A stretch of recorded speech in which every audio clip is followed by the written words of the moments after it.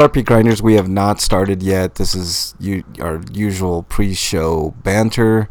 Lots to go on today's show. A lot of news. What else are we going to be doing today? We're going to be doing our game of the year. So we'll be picking our RPG of the year, our game of the year, and also the best game we played all year, regardless of what year it came out. So that should be fun. Also, man, a lot of fuckery going on, Eric, especially politically. I have a review of the movie. What?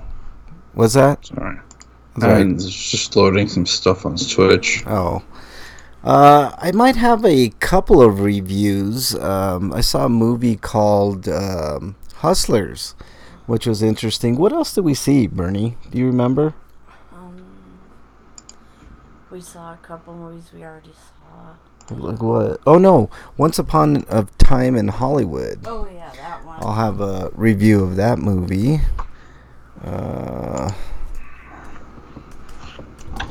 Let's see. You're not on the stream. In Hollywood, I'm just typing stuff out here. Like I said, if you're just joining us, the show hasn't started yet. Show's RPGrinders. I'm on with Eric RPG. It's Frank. Break will be joining us probably about 5-10 minutes late, if the recent weeks are any indication. It should be a fun show today. Britain had their election, Eric. Oof. We'll talk about that. I hope it's not a harbinger of things to come in the United States, Eric, because, wow. I couldn't believe the results, man. From what I gather, the Labour Party just got demolished. Very sad news for the people of Britain. And you can expect Boris Johnson to now get rid of their universal health care. And well, look, he's gonna try at least. Well, now he's got basically a super majority, Eric. So if he wants it to happen, it's gonna happen. And then, Donald Trump's been talking about going into Britain and getting rid of the NHS over there. So money talks and bullshit walks, Eric. So I fully expect Britain to not have universal health care within the next 5 years. So it's something we'll talk about. I want to pick you guys' brain on this because I can't wrap my head around it. Everything that I've gathered, it's a devastating blow to progressive politics in Britain. So we'll talk more about it during that segment. Does Johnson have anything to do with Russia? I mean, his name is Boris. No, I don't think so. I mean, it wouldn't surprise me if he worked with Russia very closely like Trump. But, I mean, he's basically Britain's Trump. I don't know how he won. Like, are the British people that ignorant, or do they have that big of a conservative movement over there? I think it's white people are racist, and that's just how racist Britain is. I guess. I don't want to say that because we got a lot of fine, Oh, of course fine people we do, listen. but I think they outnumber us, unfortunately. Yeah. I think that's true. I think that is not the case here in the United States anymore, though, Eric. And yeah, it's just that we've got people who just ignore the wishes of the people. Yeah, that's a different story. We'll be talking about it. A lot of politics to be talked about on today's show. I don't want to dominate the Game of the Year edition with that nonsense, but we will get into it a little bit. We will have our Games of the Year, and Eric is probably... I don't know. I do have an RPG of the Year, surprisingly. Normally I play games. Well, I got like 2 Game of the Year categories. There's the Game of the Year that was the best game I played this year, and then there's the Game of the Year that actually released this year. Yeah, see, I got 3 categories: Game of the Year, and then there's RPG of the Year. Yeah, RPG of the Year, Game of the Year, and also the best game we played all year, regardless of the year that it came out. So that should be really fun. There's going to be some surprises. I think. I'm gonna have a surprise for best game I played all year, regardless of year. Most people would say, I'd pick Dragon Quest or something like that. But I think you guys are gonna be interested to hear what I have to say as far as that goes. The Talos Principle is on Switch, and I need to get in contact with Crow Beats. Yeah. Get that review copy, man. Pro Team, I mean. Yeah. Let's see. I'm trying to make sure all my settings are good. Still no. Unfortunately, there's still no OBS fix yet. But as soon as that patch comes out, we'll be back to having video on the show. I know it's been the visual portion of RPGrinders has been a little lackluster in the fact that I have not been able to show video. But I'm hoping for a patch soon, maybe by the end of the year. So hopefully that'll happen. I know that, OBS is a free program, so you kind of have to wait for people to, talented people to work on their time off to fix that. But, that's just the way it goes. If you're just joining us, like I said, the show's RPGrinders. We are live every Friday, 7 Eastern Time on Twitch and YouTube. Just search RPGrinders. Twitch is really easy. You can just do twitch.tv/RPGrinders and you are there. YouTube, just search RPGrinders and you'll get our show. Disappointing stuff coming out of Britain, Eric. I know... the people over there, I don't know. I think we'll talk about it. You bring up a very, very good point. Also, I almost lost my glasses, and I will tell you all about that incident in our highscapade, because it's definitely a highscapade. I need to get new glasses. Yeah, I do too, Eric. I haven't had new glasses in probably 7 to 10 years. No, it's just that the coating on my lenses is worn in a few areas, so they're actually blur spots on my glasses. Yeah. And the only reason I can even still use them is because it's in a spot that I could just ignore. I'm just gonna get LASIK. I'm tired of glasses. It's like $250 an eye now. So that's what I'm gonna do. I'm not gonna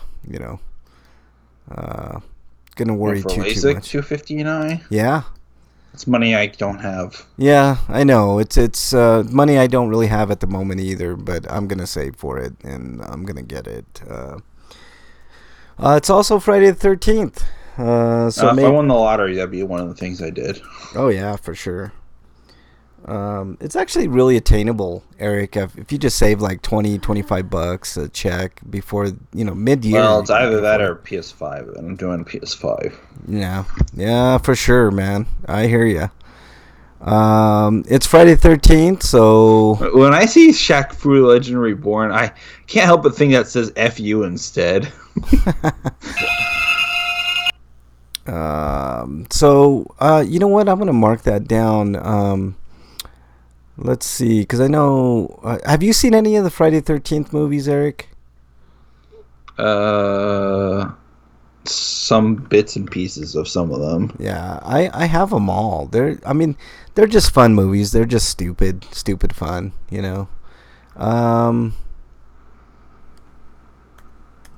Let's see, what else? What else is going on? It's if you're wondering why we haven't started, the show's RPGrinders, just waiting on Break to show up, and we will be in good shape. We'll get the show started here in a few, as soon as Break shows up, but it should be fun. I'm not gonna do the usual Friday the 13th music because I just hate the fact that the YouTube algorithms this is something I never understood, Eric, and it the boo tube. Yeah, and it's really weird because it's like Comcast will send you, let's say you're maybe downloading something or streaming something a little under the radar, let's say, and you will get a notice from Comcast saying that downloaded or streamed movie A, let's say, and why is that any of Comcast's business?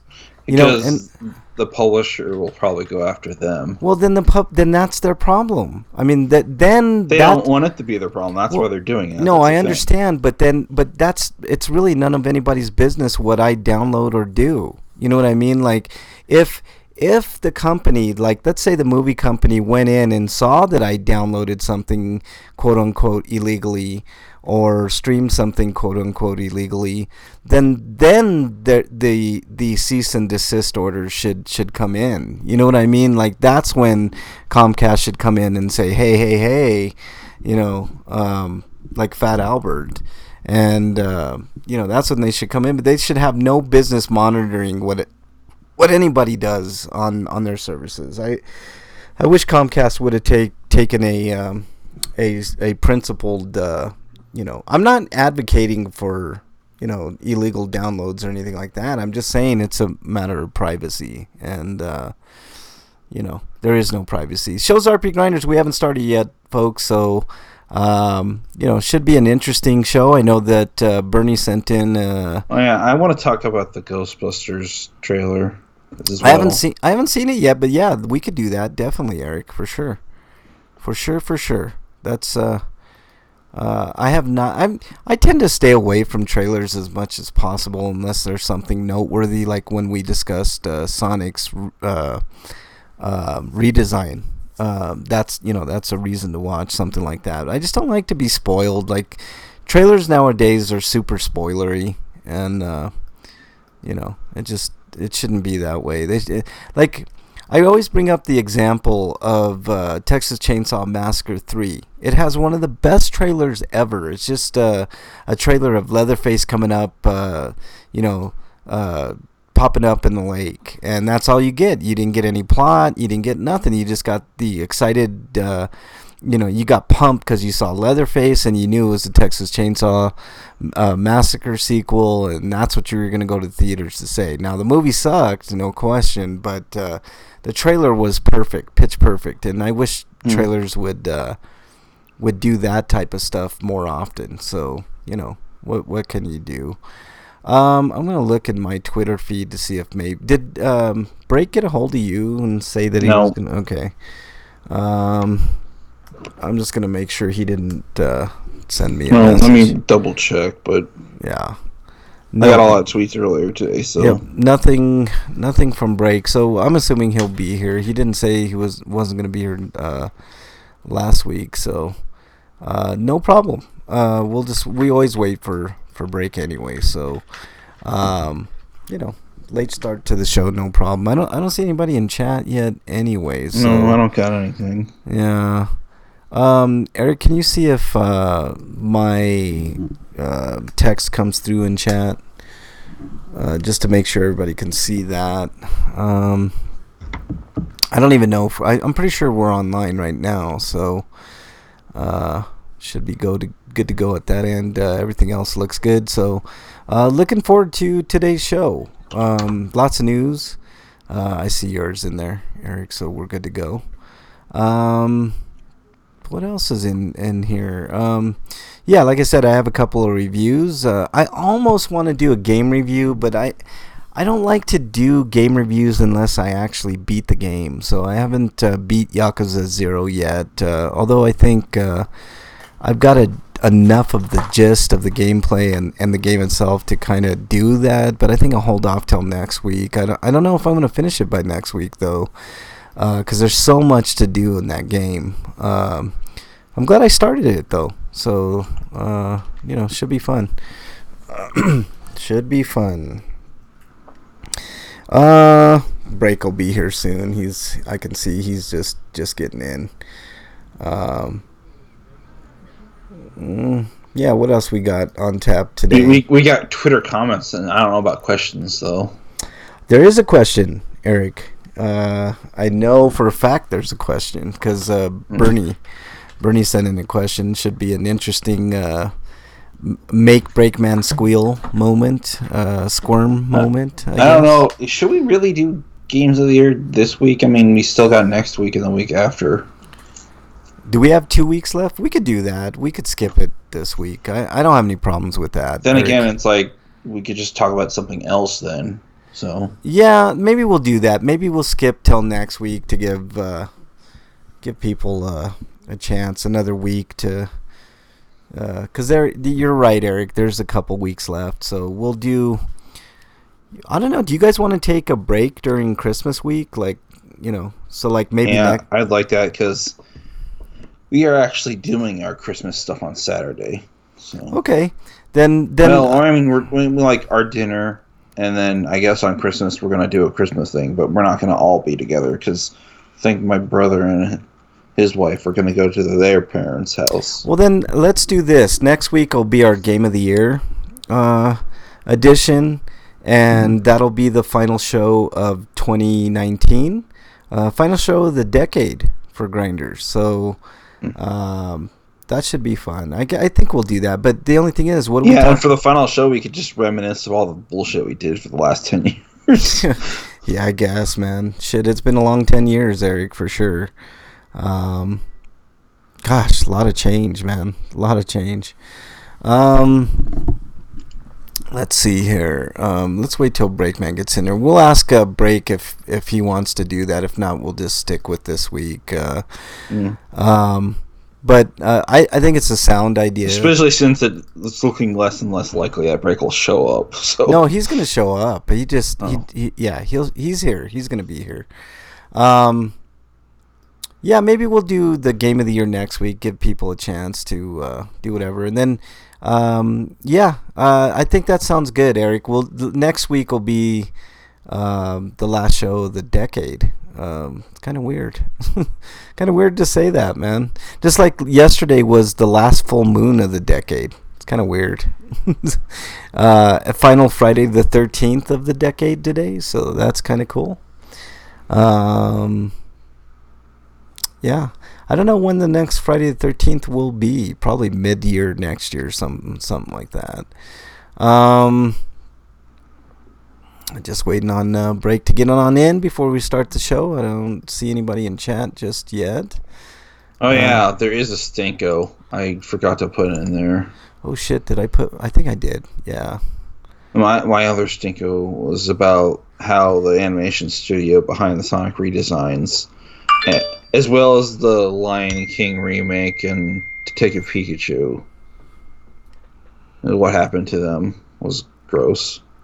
I don't know what happened to him, but put it in there, Eric. That'll be fine. If you're just joining us, we're starting the show a little bit late this week. We're waiting for Breakman to get on in. I'm pretty sure he's having epic Skype problems. He always has Skype problems, so we shall wait for him for a few more minutes. Oh shit! What am I doing? See if there's. Every time I try to update Skype, it's like yeah, see, it's it always fails to do an update for whatever reason, and I don't know why, but whatever. It's working as good as it can, I guess. Okay. Let's see. What am I doing here? Let's get out of here. Okay. Nobody in chat just yet, I don't think. Let me know if you're in chat, because sometimes I can't see the people in chat. So if you are in chat, just throw a shout out in chat. Let me know you're there, if you are there. But we got a lot of news to make up for last week and the week before. yeah, there is a lot of news, but which I mean, it's just mostly just headlines and move on. I think I don't think there's anything too major in news. Oh yeah, there was one I wanted to include, but I guess we could just mention it at the end. What should we do for free for all if we don't do? Yeah, I guess holiday. And then again, I could add it real quick. I just gotta look it up. Oh.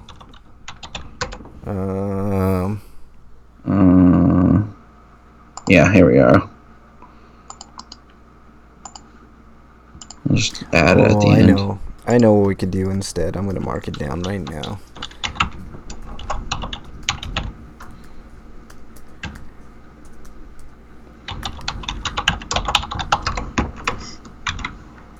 There, I added a new article. There's just one more. I completely forgot to add it today just because I couldn't find a link.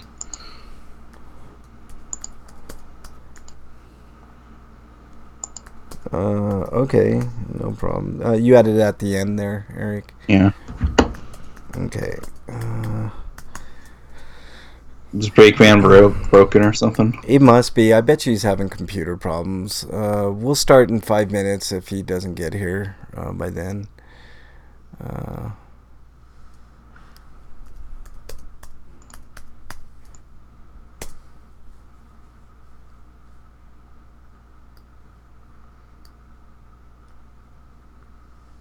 Oh, come on.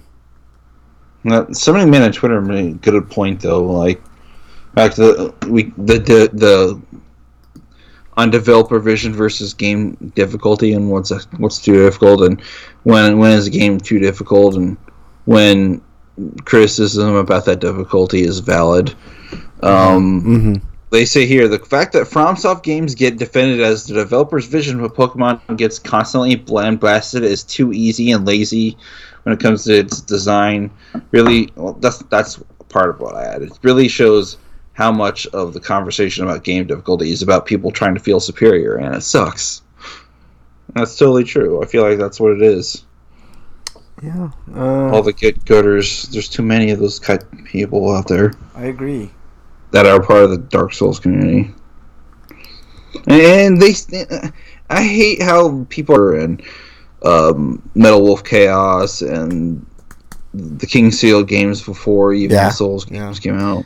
Yeah, no, I know, although but technically you could say that the Kingsfield and the Shadow Tower games were basically the groundwork precursor. For Souls. Yeah, but Dark Souls took it down. And then there's really weird shit like Enchant Arms.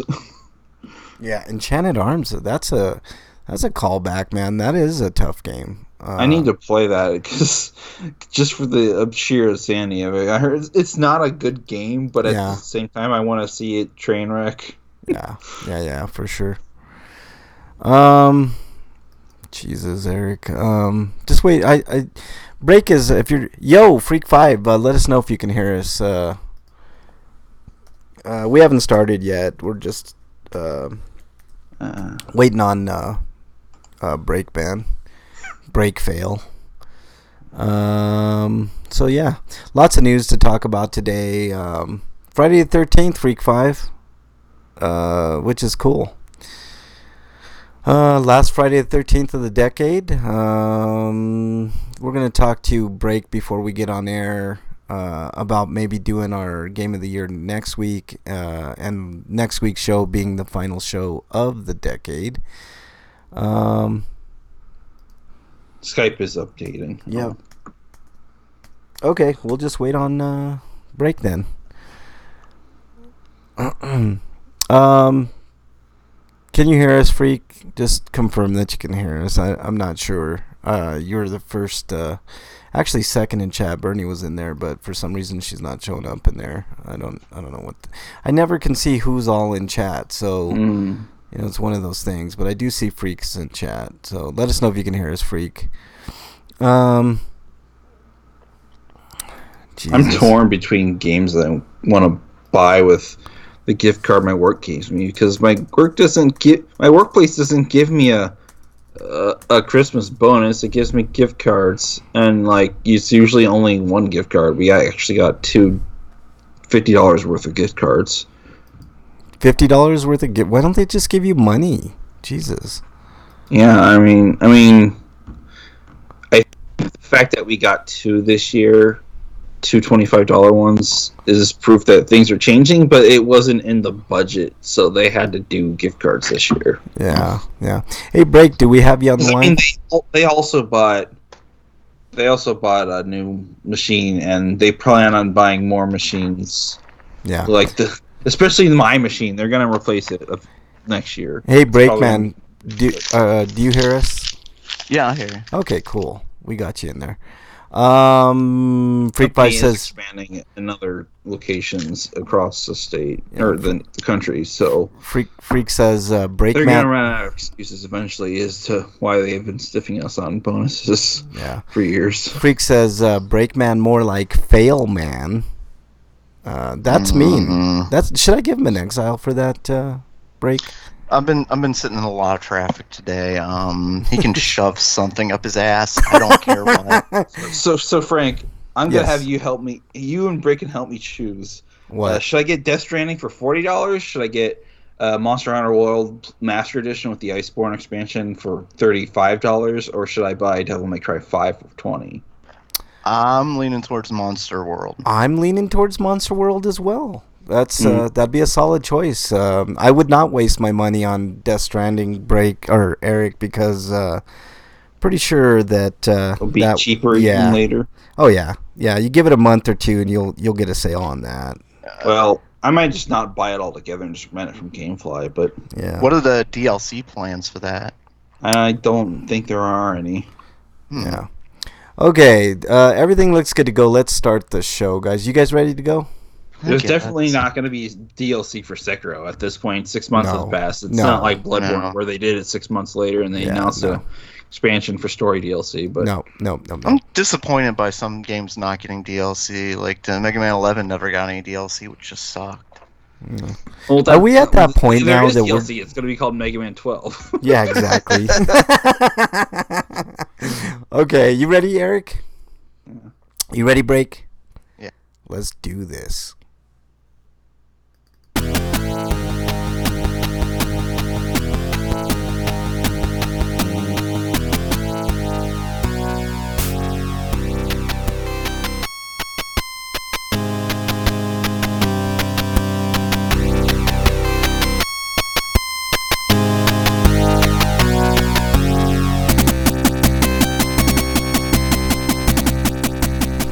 And welcome everybody to episode 569 of RPGrinders. I'm your host, Frank Branches, alongside my trusty cohorts, Eric the Great, Breakman the Bold. Gentlemen, how are you on this last Friday the 13th of the decade? He said 69. Damn it, Beavis, shut up. You're screwing everything up. You're never going to score. What did I just say? I don't even know what I just said. I meant Cornholio. I don't know what I said. I don't even know what you said either. Eric, how you doing, man? I'm fine. You probably are a lot worse off with the whole Beavis and Butthead intro there, but should be a fun show today, guys. Yeah, because I did watch and enjoy a show in my youth, but it doesn't hold the same appeal for me as it did back then. It holds the same appeal for me, man. I love that show. Well, I don't know. Maybe it's your generation thing. How dare you? How dare you? You have no idea my generation,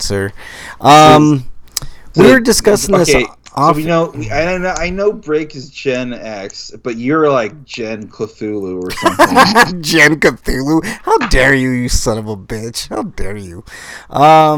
Generation BC. Oh, Jesus Christ! How dare you, Breakman? We were discussing this off air before you got on. Actually, on air, but like. Oh yeah, that reminds me. I forgot completely to mention it, but did we talk about Cthulhu Saves Christmas? No, we haven't, Eric. Let me finish my point here because it's kind of housekeeping kind of business. We were supposed to do our game of the year this week, and we can still do that, Breakman. But I'm wondering, should we postpone it to next week and make next week like our last show of the year? Let's just do it. Why? Let's just do it now because Break might not be here next week. So what do you mean Break might not be here next week? He'll be here. If we can't talk about Star Wars spoilers, I don't know if I can do it. What do you do? What? Wait, next week is I can't when? contain myself. How dare you? What's that? So we have to wait for next week because we need to avoid Star Wars spoilers. Well, I already said, look, I'm saying it on the 22nd. I couldn't see. Freak Fight gets it right. I'm older than Cthulhu, so how dare you guys? How dare you guys? You're Asmodeus, so you're older. So here's the deal. We can do our Game of the Year edition this week, and we can do. We were just discussing maybe like next week being the final to give us a break over the holiday. But I'm down for doing as many shows as possible. So Yeah. I don't care. Yeah, So, I don't have a reason why I won't be here the next 2 weeks that I can think okay. of. All right. Well, then I mean, I got Gigs. this. Star Well- Wars is. I got tickets for a 3:00 showing of it, so I'll And- definitely be here by the time the show starts. and you will on a definitely. Thursday? That's early. And usually No, the I'm going on Friday. I'm not going to go see it on Thursday. Okay. See, I'm probably gonna see Wyland. it on Thursday. Wyland's in chat. What's up, Wyland? He says the new TV spot kind of spoils a plot point. I don't even want to see any fucking Yeah. previews, so I don't. I've You been know, I haven't been watching confused, TV too. spots because I don't watch TV. Yeah. Well, guys, let's get into the news. Let's just do it, man. But I was gonna say, like, the 27th. I don't see any reason why. Break it sick or something. I don't know. RPG News. What'd you say, Break? I'm sorry, I interrupted with Are my you trying son. to? He said I'm gonna get sick on the 20. What's What? happening here? Are you gonna kill him? I'm just saying you could get sick. Oh. Oh. Okay.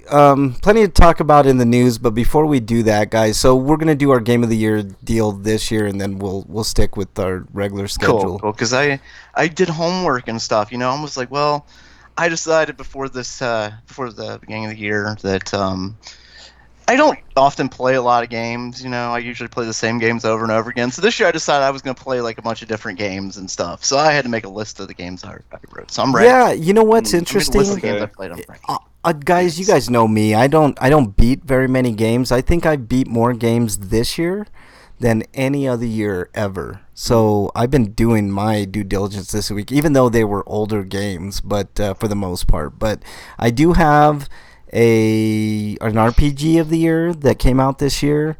I do have my game of the year, and I also have the best game I played all year. Regardless of the year. So those were the categories. So we'll be doing that later in the show. Let's get started with news. Eric, let's bust these out as soon as possible. Go for it.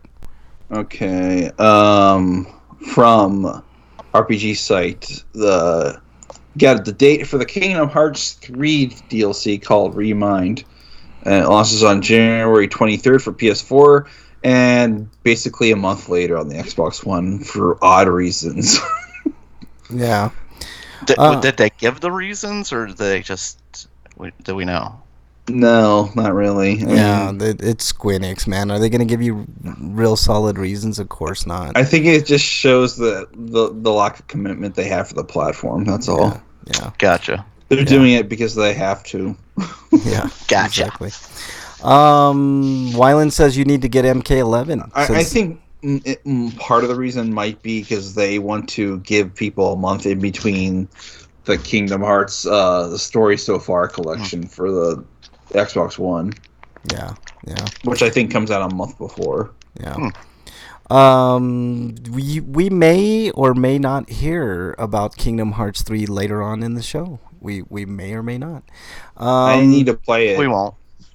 We definitely We're not will. going to. We definitely No, it's not will. going to happen. But anyways, it says the DLC will include new scenarios, episodes of new bosses and scenes, some battles you can choose between various playable characters, new keyblades and forms via a free patch. So that's something that's outside of the Remind DLC.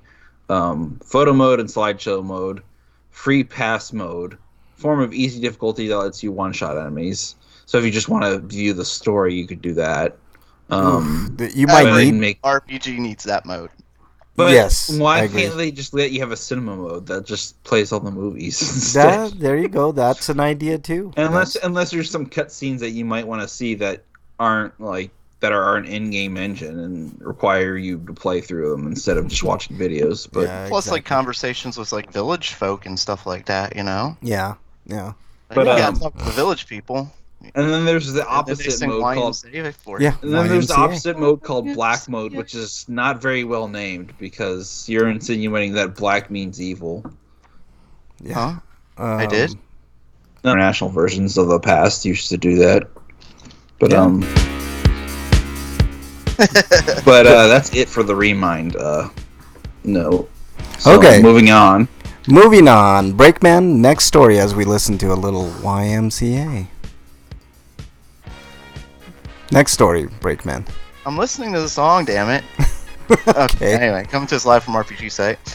Is it wrong to try to pick up girls in a dungeon? Yeah, kinda. Like, you don't go and pick up a girl when she's working, you know? You don't try and hit on a girl like as a waitress or something like that. Mm-hmm. They're doing their job. Just leave them alone. That's why that main character of the of the show ran away from the girl that he likes when he ran into her. Yeah.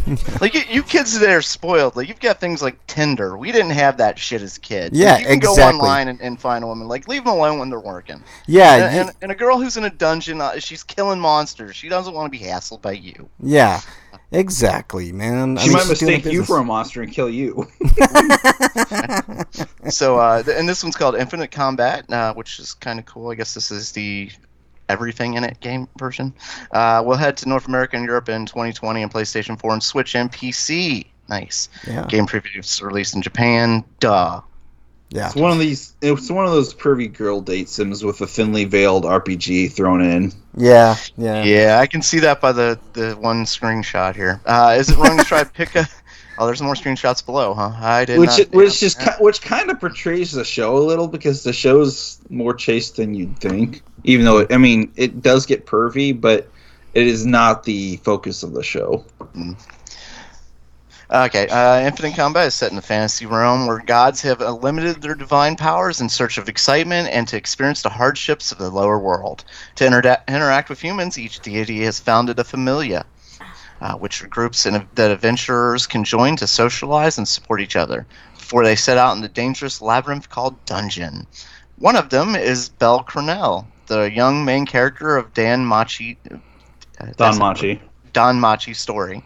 As the only follower of the Hestia familia, he is a bit harder than the others, but strives to improve himself. The gameplay is an exciting mix between dungeon crawling with RPG elements and a visual novel-style story, including events from the first Is It Wrong to Try to Pick Up Girls in a Dungeon anime season, and new content. Apart from extensive story mode, players will be able to test their skills in procedurally generated extra dungeons and find out more about other characters during date events. Yeah. So There you go. there are date events in here. Yeah. Welcome Commander Root and Windsock to the chat. They are in there. Bernie's back in chat, so what's up? Yeah, I saw the trailer of this game. Looks fun, but I don't know what Freak 5 is talking about, licking assholes or something in chat. Let's see, he's talking about I have no idea. Something about 20 years ago. See, you're almost as old as I am, Freak 5. All right, next story comes to us from RPGsite.net. Sword Art Online. Alicization Licorice. Oh, Jesus Christ. I should have given this one a break.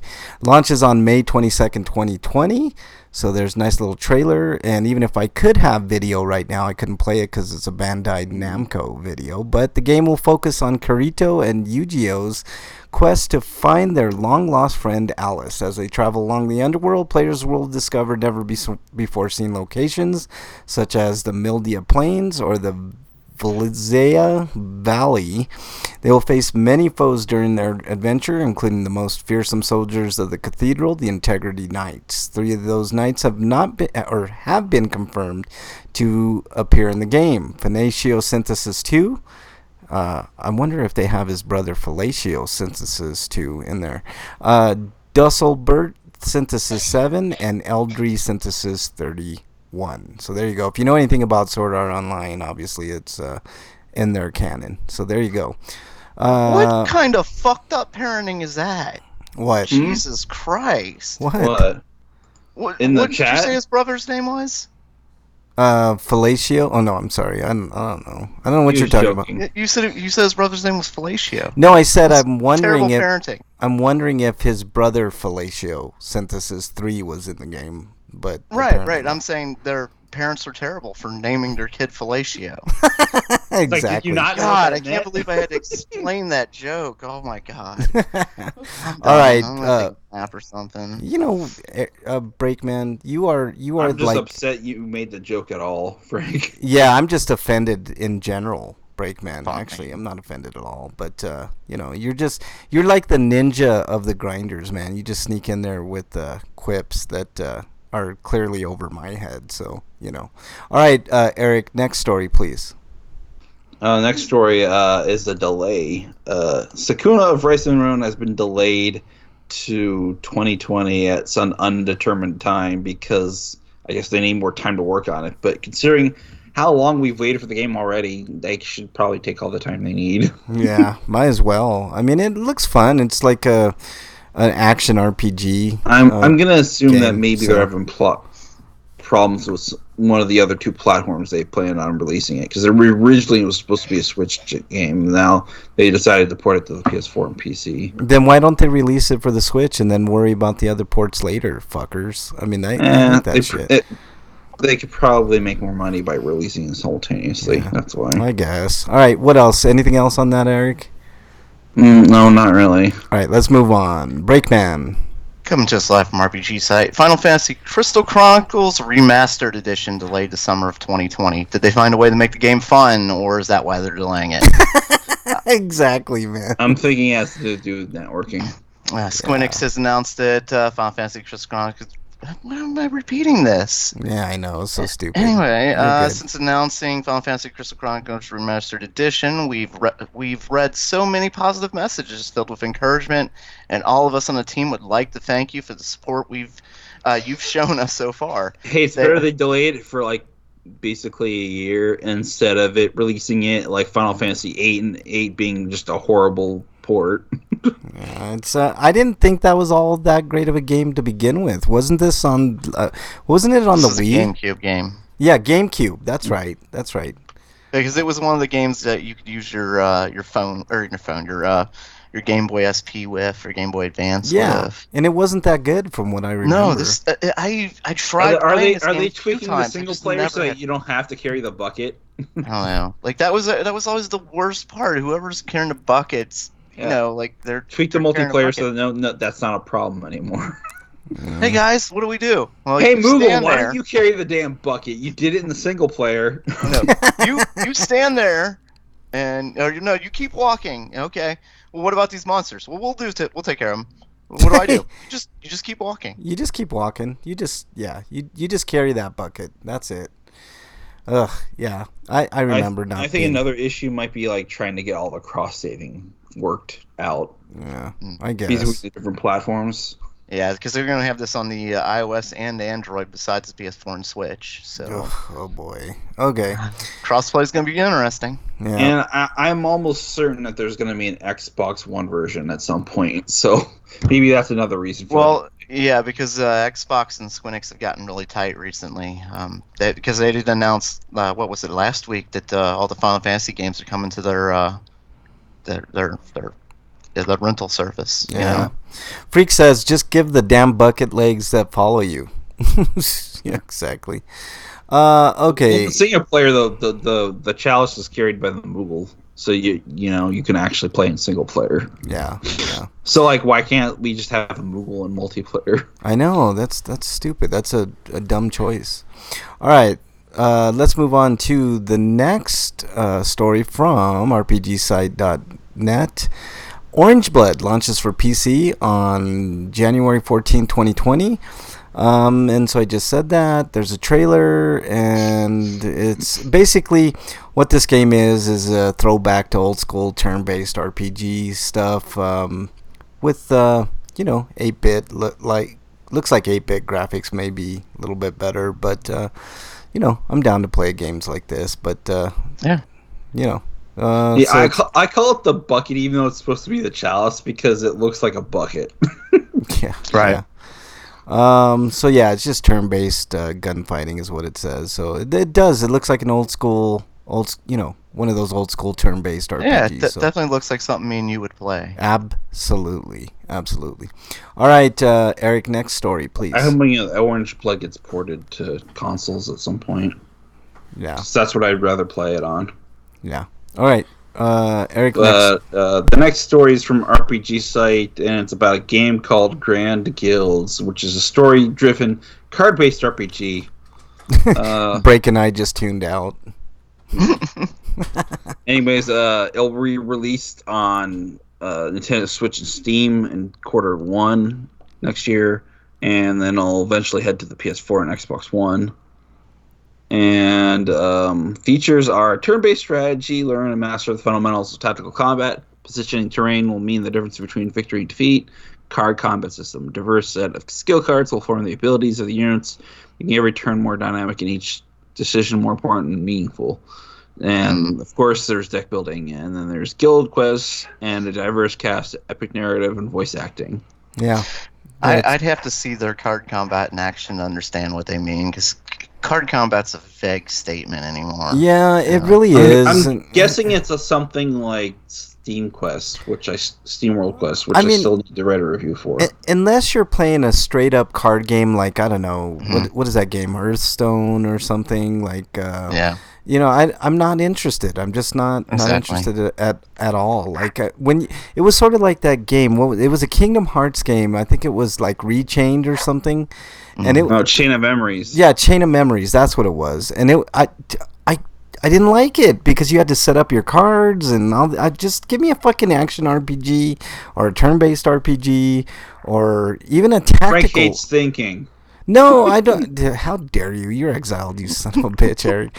I mean, why not? You're our caveman. I can play a strategy game. I just don't like them, but I hate card games even worse. I don't know. I think... Go watch a video of Steam World Quest being played, and maybe that will change your mind. I doubt it, Eric. I'm not a huge fan of card-based games. I don't like it. At all, and like I said, that you played Baten Kaitos, haven't you? Yeah, Baten Kaitos, and what was that other one that was on the GameCube? It was fun, but Lost Kingdoms. Yeah, Lost Kingdoms, and that was a fun game, but just card based, like it just doesn't do it for me, you know. So I don't know. All right, so there you go. Oh my God, there was a Mega Man card-based game. Yeah. How about considering card game RPGs much like a pen and paper RPG, but they replace your die with cards? Oh my God, Eric!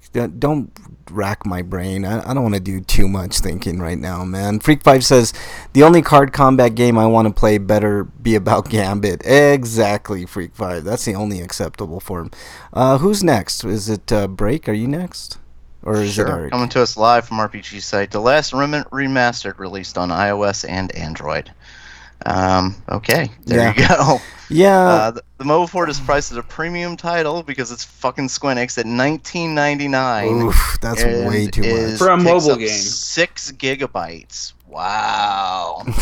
Well, actually, I don't even. It's a 6.1 here. Why'd you say that's actually cheaper than the console versions. So I wonder if the console versions are getting discounted at some point. They better. I'm in the minority. I actually like Last Remnant. I know, Eric, you and I go back and forth about it. I haven't played it yet. What are you talking about? Is it? Oh no, it was that other game that we go back and forth on. Not Last Remnant. It came out about the same time. You're thinking of Lost Odyssey, I think. No. Lost Odyssey is a great game. Infinite Undiscovery. Infinite Undiscovery. That's the one that we always go back and forth. No, I like Last Remnant. Last Remnant's okay, but it's not worth $20 mobile, especially. Fuck that. Can you guys hear me? Beeping. Yeah, are you alive? What happened? I'm okay. Can you guys He hear got me? shocked. Yeah, I'm okay. He got shocked in his taint. So we've gone from shocked in my taint? Is that what you said? Ouch. How dare you? Jesus Christ, man. All right, Eric, next story. Next story hopefully comes taintless. from RPG Site. But Persona 5 Royal has some additional language support coming. It will include French, Italian, German, and Spanish subtitles in addition to English when it launches West next spring. Yeah, that's interesting. I mean, that probably saves them some delay time between releases in the West. Are we going to be able to... the US and UK and such. Let me ask you this question, Eric. Maybe you know it too, Break. Like, are we going to be able to download that extra DLC that comes in Royal, or you only get it with this Royal Edition? No, it's a completely new product. Oh, completely new. Okay, then fair enough. No, Are you sure it's not pronounced Royale? Yeah, it's the same game, but they've changed so much to it. You have to buy a completely different version of it. Okay. No E at the end of the the royal there. Otherwise, it would be the royale with cheese, as you. Sorry, I wasn't looking at the article. Yeah, it's okay. Breakman, next story. Coming to us live from RPG site, Ease Memories of Celceta. It's released on PlayStation 4 in North America and Europe, spring 2020. The game will cost. I'm skipping ahead because they repeat. Oh yeah, I don't think we kind of glazed over the release date because I don't think we mentioned the release date, but it's March 31st. Okay, go ahead, Break. The game will also feature both Japanese and English voices for the first time, and the Japanese voice track will be added to the PC release as a free update in the near future. The game will cost $29.99 digitally. The game will cost $29.99 digitally on PlayStation Network and $39.99 special physical edition titled the Timeless Adventurer Edition. Will also be available at participating retailers. Find details on this trailer and set up screenshots below. I don't know why I said that because you people can't see it. You know, Break, I think the problem is, like, you haven't had a lot of tough Japanese, like, names to say, so, like, you're just flubbing up on regular English now. You're like, your brain needs, like, some Japanese words to mess up, so that way, you know, these ones are a little bit easier for you. So here's what they get for the physical edition. Physical Day 1, Ease Memories of Celceta. Timeless Adventure Edition will be available for pre-order soon for an MSRP of $39.99 at the Xseed Game Store and other participating retailers, and is the only version that will be available at retail at launch. The game will come packaged with special soundtrack CD that was part of the Ease 25th anniversary pack in Japan, containing 9 rearranged songs from Ease 1 through Ease 7 and Ease Origin, along with another 5 songs from the original MSX release, as well as 12 4x6 art card highlighting various heroines from Ease lore. So there you go. Okay, I don't know if it's worth the extra $10 for a sampler and some fight. Yeah, I know. And here's 14 songs. Yeah, I know. We talk about that shit all the time. I'll buy it just because I want to support Ease as long as possible, even though Xseed's lost their ability to do new ones. Yeah, I know. Okay, next story comes to us from RPGsite.net. Yeah, I think it's RPG site. Previously Japanese Vita exclusive Hero Must Die appears on Steam with the spring 2020 release date. So yeah, there you go. That's pretty much the story. I looked at the trailer. I don't know what. Wait, you're not even gonna talk about the game? Hold on, Eric. Give me a goddamn chance, dude. I'll talk about the game in a second. Let me just tell you my observations about the trailer since they mentioned the trailer. And our video is still down. Yeah, I know. Can we get a Christmas miracle here?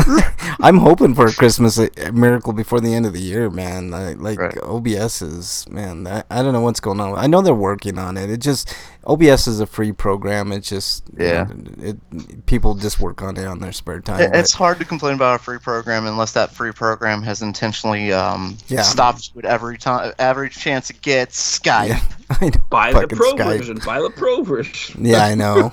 I wish there was a pro version of OBS because I would actually buy it. It's a great program. So anyways, I saw the trailer. There's nothing in this trailer that makes me want to buy the game at all. So this is like one of the worst trailers I think I've ever seen. That's why it's a teaser preview. It's a 1 minute and 20-second teaser? Really? Yeah. Ugh. Okay, but anyways, there's really nothing to go by. But about this game, you're the hero. Your last memory is fighting with the demon Giel, and felling it, thus saving your world. However, you seem to have died in the process. So there we go with the whole, forgot your memory and all that bullshit. You seem to have died in the process, and now you cannot remember her, the one for which you went alone to fight the demon. Due to your great deed, the gods have given you 5 more days to put your affairs in order. Oh, thanks, gods. Give me 5 more fucking days. Jesus Christ. But time will quickly take its toll, and you will grow weaker as the days pass. Good luck finding out what happened. From renowned creator Shoji Masuda, that of the Linda 3 or Ashika. Linda Cubed. Okay, Linda Cubed. Jesus Christ, man. Comes an epic anti-RPG about aging and death. Full localization and brush up of a story of a game only available till now in Japan on the PS Vita. It features fantasy anti-RPG where the hero starts out at its strongest and grows weaker as time passes. That's kind of unique, I think, but I don't know if I like that. I wish there was. Well, they're not going to make it impossible. You're probably just going to fight weaker things. Ooh, Freak 5 says he wishes he could. So it's going to scale. It's just going to be backwards. Freak 5 says he wishes he could give RPGrinders a ton of money. He says, I wish there was a pro version of RPGrinders. That's something to think about, Freak 5. You can give us money anyways. I don't care. Over 50 different funerals / endings, depending on what the hero accomplished. 8 unique heroines to woo, each with their own personalities and motivations. And visit the world you have just saved and resolve remaining problems to lead it to the best possible future. You got 5 days to woo a woman and get all your affairs in order? I guess, man. Sounds fun, but before you die, hey baby. One of the endings 4 days left. One of the endings probably is that you get your life back. I don't know if you guys saw this in chat, but Freak 5 is dissing you guys. He says Frank is the only professional on the show. It's up to you guys to tell him that he's wrong. To correct what he just said and said something different. So Break and Eric are professional, but yeah, Frank isn't very professional. See, just like I told you, you guys aren't very, very professional, he says. So, there you go. I'm pretty sure he said the other thing. Eric, you're up next. But we are going to move on from the Hero Must Die to... Hold on, I gotta close this other one. A game that has a very weird name because it's called Bravely Default 2, but the last Bravely Default was called Bravely Second. I know, that's really weird. They should have called it Bravely Second Default or something, I don't know. No, they should have called it Defaulting Again.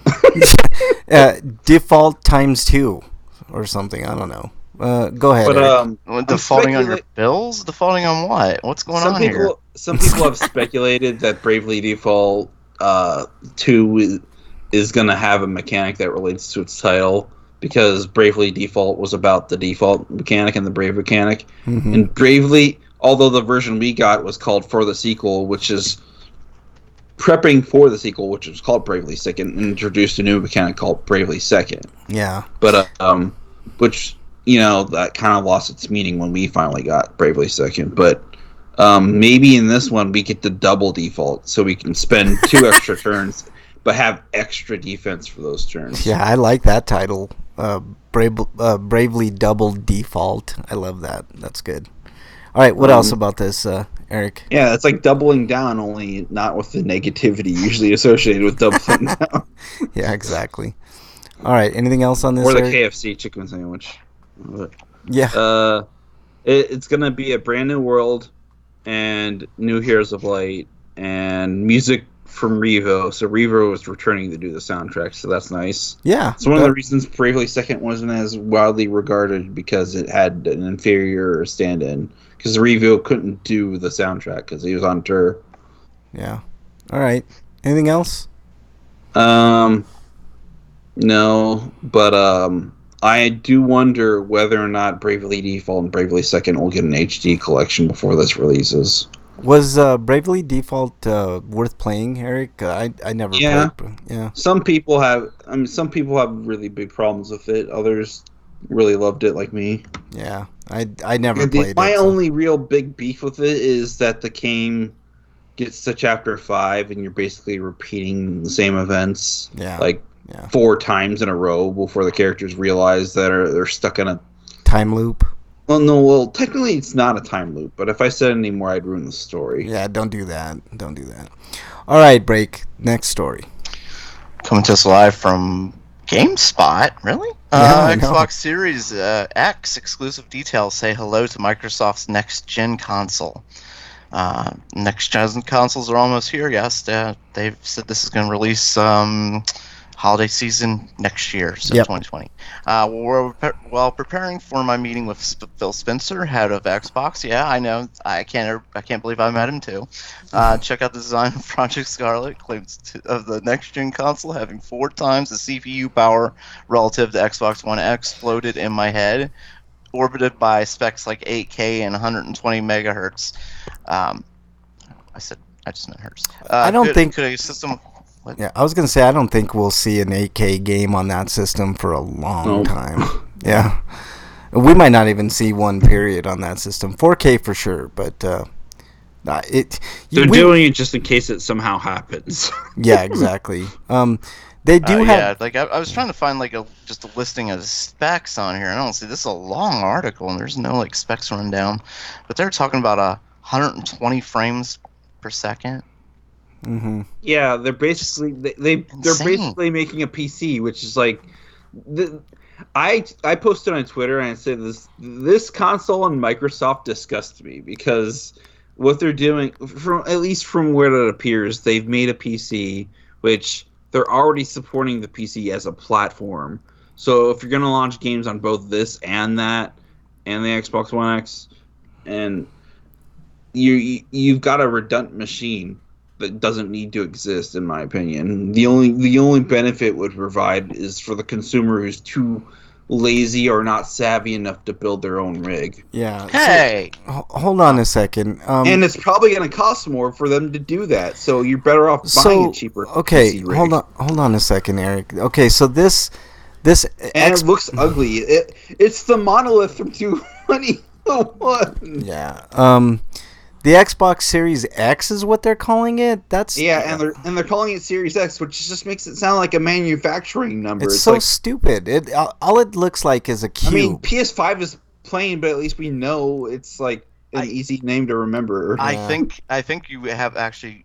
I think you said something that might be relevant when you say that it sounds like it's a prog number. I think we're going to get multiple Xbox Series. Yes. Yeah. Like there are going to be different versions of this. So and I'm worried that they'll split the market because of that too. So like Microsoft doesn't know what it's doing, in my opinion. Well, they've do. Done this though. They've always had multiple consoles. Yeah, I think they're going to do but usually years split between them. They might do see, this is what somebody, I think it was Game Cross. I want to give credit where credit is due. They were talking about the PlayStation. He says they wish that he wished they would at the very beginning give us both versions of the console, right? So when PlayStation 5 comes out, also do a PlayStation 5 Pro, and that the Pro costs more money, obviously, and that way you don't have that separation of consumers. You have the people that just buy whatever they want to buy. Most people would probably buy the non-Pro version because it's cheaper, just based on numbers. But then you have the people that want to spend a little extra and get that little extra oomph. Why not just, at the very beginning, have the Xbox Series X and then the Series X2 or something, instead of bullshitting with us and releasing multiple consoles halfway through. I mean, it just bothers me. Or, make your console modular and just swap out parts. Yeah, how about that? I know the PlayStation 5 is dabbling with that with their solid state drive. I don't know exactly how that's going to work, but yeah, I agree with you, Eric.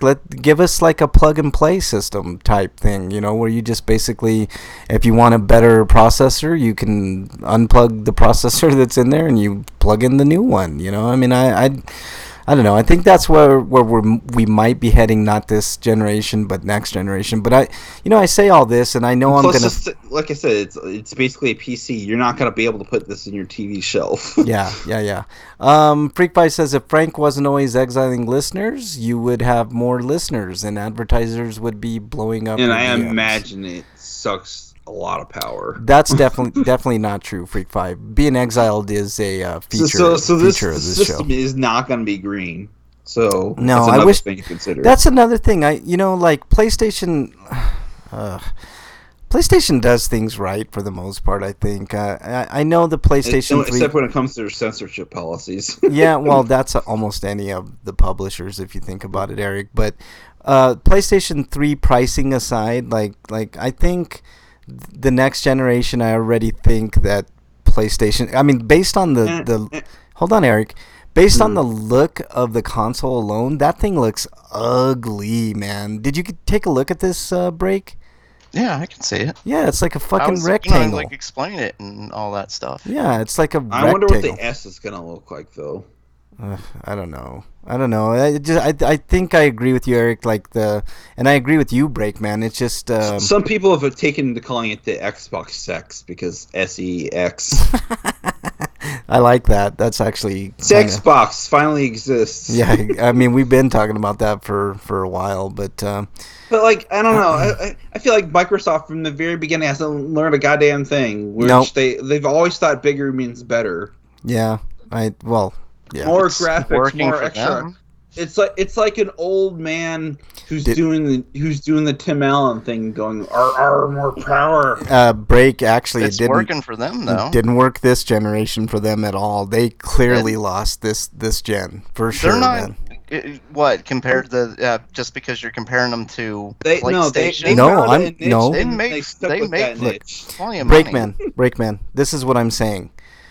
In these console wars, right? You want to at least finish at the top. The console wars are our creation. That's not what actually is going on. When a company is making money and they are profiting, who cares? They don't. Breakman.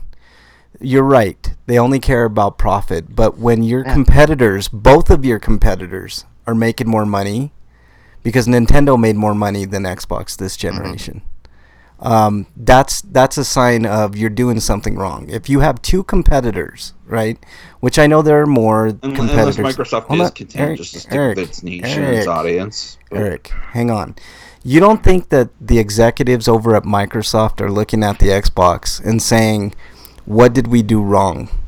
We came in last place this generation. They have to do something better. Clearly, they didn't even do that because look at what this thing is doing. Yeah. Freak 5 says, I want the Xbox. They need to realize they've done wrong first. Eric. That doesn't matter. Like, when you say, like, our competitors are doing this and this, like, yeah, they want to do better than their competitors, but when they are making money, no, hold on. They are happy. You're not. Okay, I didn't finish. Yeah, what but I was, like you guys are saying, like no, you guys are saying, they're not they're happy. Failing, and like they're done terrible and stuff. No, I'm not. I'm not saying that. We're not saying that, Break. We're just saying that's how you made it. We're just saying that. I mean, basically, sure. We talk about Xbox. Shut up, so I can fucking talk. No, because every time we talk about Xbox, you both jump on it. And say how shitty a system it is. No. Hold on. I'm just sick of hearing about it. No. Hold on. I love Xbox. I've had all the Xbox. I like it too. Break.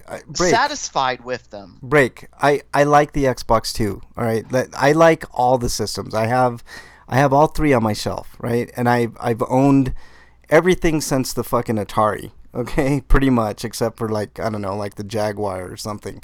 What I'm saying is this, right? There's no question that Microsoft did some good things this gen. That's not what I'm saying. But when you're looking at the grand scheme of things, you said it very, very clear and succinct, all right? They're looking at profit, right? But when you're third in profit margin, all right, you got two major competitors. You got Nintendo, who, for all intents and purposes, I know they've had some. You don't know that they're third in profit margin. Like their profit margin you can't compare their profit margin. We don't know what their profit margin is. Their profit margin, most certainly. I would bet everything I have in my bank account, which isn't very much, but I would bet everything in my bank account right now that Microsoft's hold on, Eric, that Microsoft's profit margin is less than Nintendo's and definitely. I just want to say one more thing. Oh my God. Okay, Eric, you go ahead. Go ahead, Eric. I want to say that sure, okay, they're making money, but I guess we could be thankful that they aren't being greedy Activision CEOs and wanting to go after all the money. Freak Pipe says, "Wow, Eric has sand in his vagina. Do you have sand in your vagina?" No, it's just Break got like this when it came to Star Wars a while back, and I don't want the same thing happening. No. Look, I agree with Breakman. Right? They're making profit. All three major console makers are making profit. But if you look at the console sales alone, there's no question that Microsoft has to be thinking, what do we do better next? And this is not it. That I agree with Eric. That design is fucking terrible. Like, I hope they come out with they've never made a good looking console initially. That's kind of true. The old Xbox was ugly. The first Xbox 360 was ugly. And now this is ugly. No, the One X actually looks. I'm looking at it right now. See, this is exactly my point when we talk about Xbox. Eric, especially, that's all you do is bash Xbox. Yeah, no.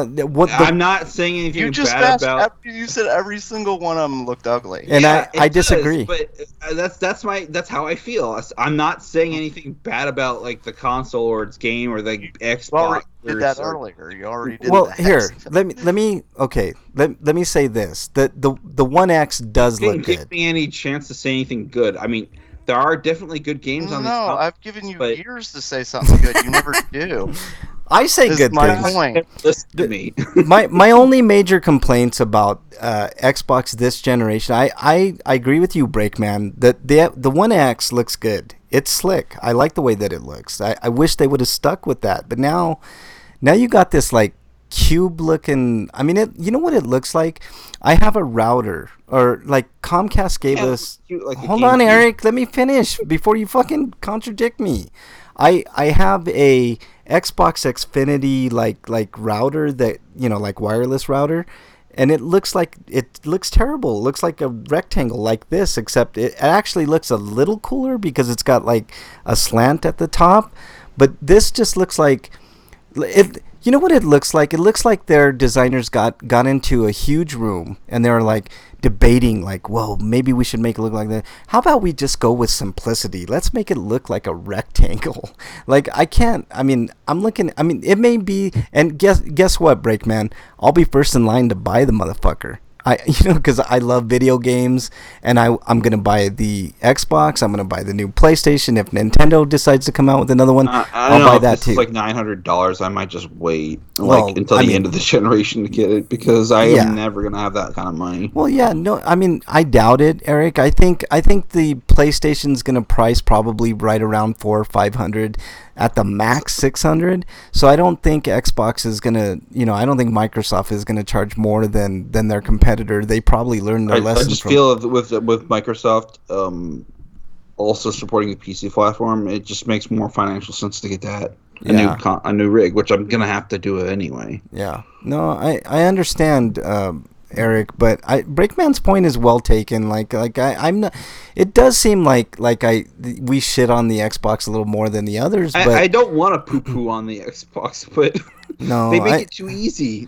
Yeah, I don't know, man. Like, something's got to give here pretty soon. I think next generation we're gonna know a lot more about who stays in the game and stuff like that. I want Microsoft to succeed, but I'm really questioning their motives here. In fairness, Breakman, you yourself have to admit that the design of the Series X is kind of terrible. I mean, honestly, like, do you think it looks good? I don't care. You don't care about the design. That's like that's function over. I don't really care how a system looks.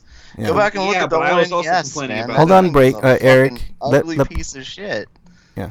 Or the old Super Nintendo, like that. Like, a lot of systems look like crap. Yeah, I know. They look like toys. The Nintendo and the Super Nintendo especially look like toys. Yeah. Who cares? I think there is something to be said about good design. I think they're kind of blowing smoke up our butts with the supposed specs that they haven't even given us real specs. They just say they have a frame of where they want to be, but I don't think they'll ever get to that point. Freak5 says how the GameCube had a handle on the back of it? Yeah. I actually like the design of that, though. I mean, I like the handle. I liked how small it was. Yeah, the design. It was you're so right. Small, you didn't need a handle. No, that's one thing. That handle was kind of dumb. I agree. But I like the design of that, even though it was just a cube. But I don't disagree. Freak5 says I'm just saying, like, the look of something is overrated. It should be rating more performance. You know what else is overrated? Specs. Because the specs of the Xbox had it all over the PlayStation, and I mean, obviously the clear winner this generation was PlayStation. I mean, I always root for Nintendo because ever since the first Nintendo, but I mean, it's really clear that PlayStation And I made a point earlier about the specs. Is like, yeah, regardless of what the specs are, it's going to be a powerful machine. But that powerful machine doesn't necessarily mean a successful machine. Yeah. I would just like to point out that the chatters are agreeing with me. I'm so happy. How dare the chatters Freak says I could care less what the console looks like. I am not sitting there looking at the console. Questbuster, same. I think you guys are full of shit in chat. It's all about the games. Wyland is right. I know it it's is all about the games, but I do want to point it out. It's like Microsoft. Couldn't you make a nicer looking console for once? Yeah, come on, Microsoft. I mean, you pay all your goddamn engineers all this goddamn money, and they can't come up something better than a fucking rectangle. I disagree with chat, and I'm allowed. So how dare you guys? You all agree with me for once. I'm happy. I'm excited. My day has been made. Freak5 says I have a new Sweeto. Yeah. Can we call this the Xbox penis? Because it kind of looks like one. The phallic edition. Freak5 says, LOL, Frank, you won't be first in line. You don't have the money. How dare you? You have no idea if I have the money or not. I actually do have money. I really hope Halo Infinite is a campaign-driven Halo game and not like a microtransaction paid-to-win garbage. Yeah. I'm just browsing through chat here. Dungeon says mixed messaging. Spencer turned it around. That's true.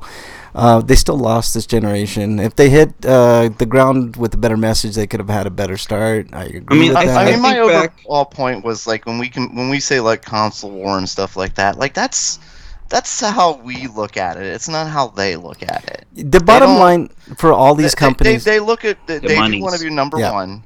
Don't get me wrong. Everybody wants to be number one, but they look at the dollar sign first and foremost. Yeah, that's what matters to them.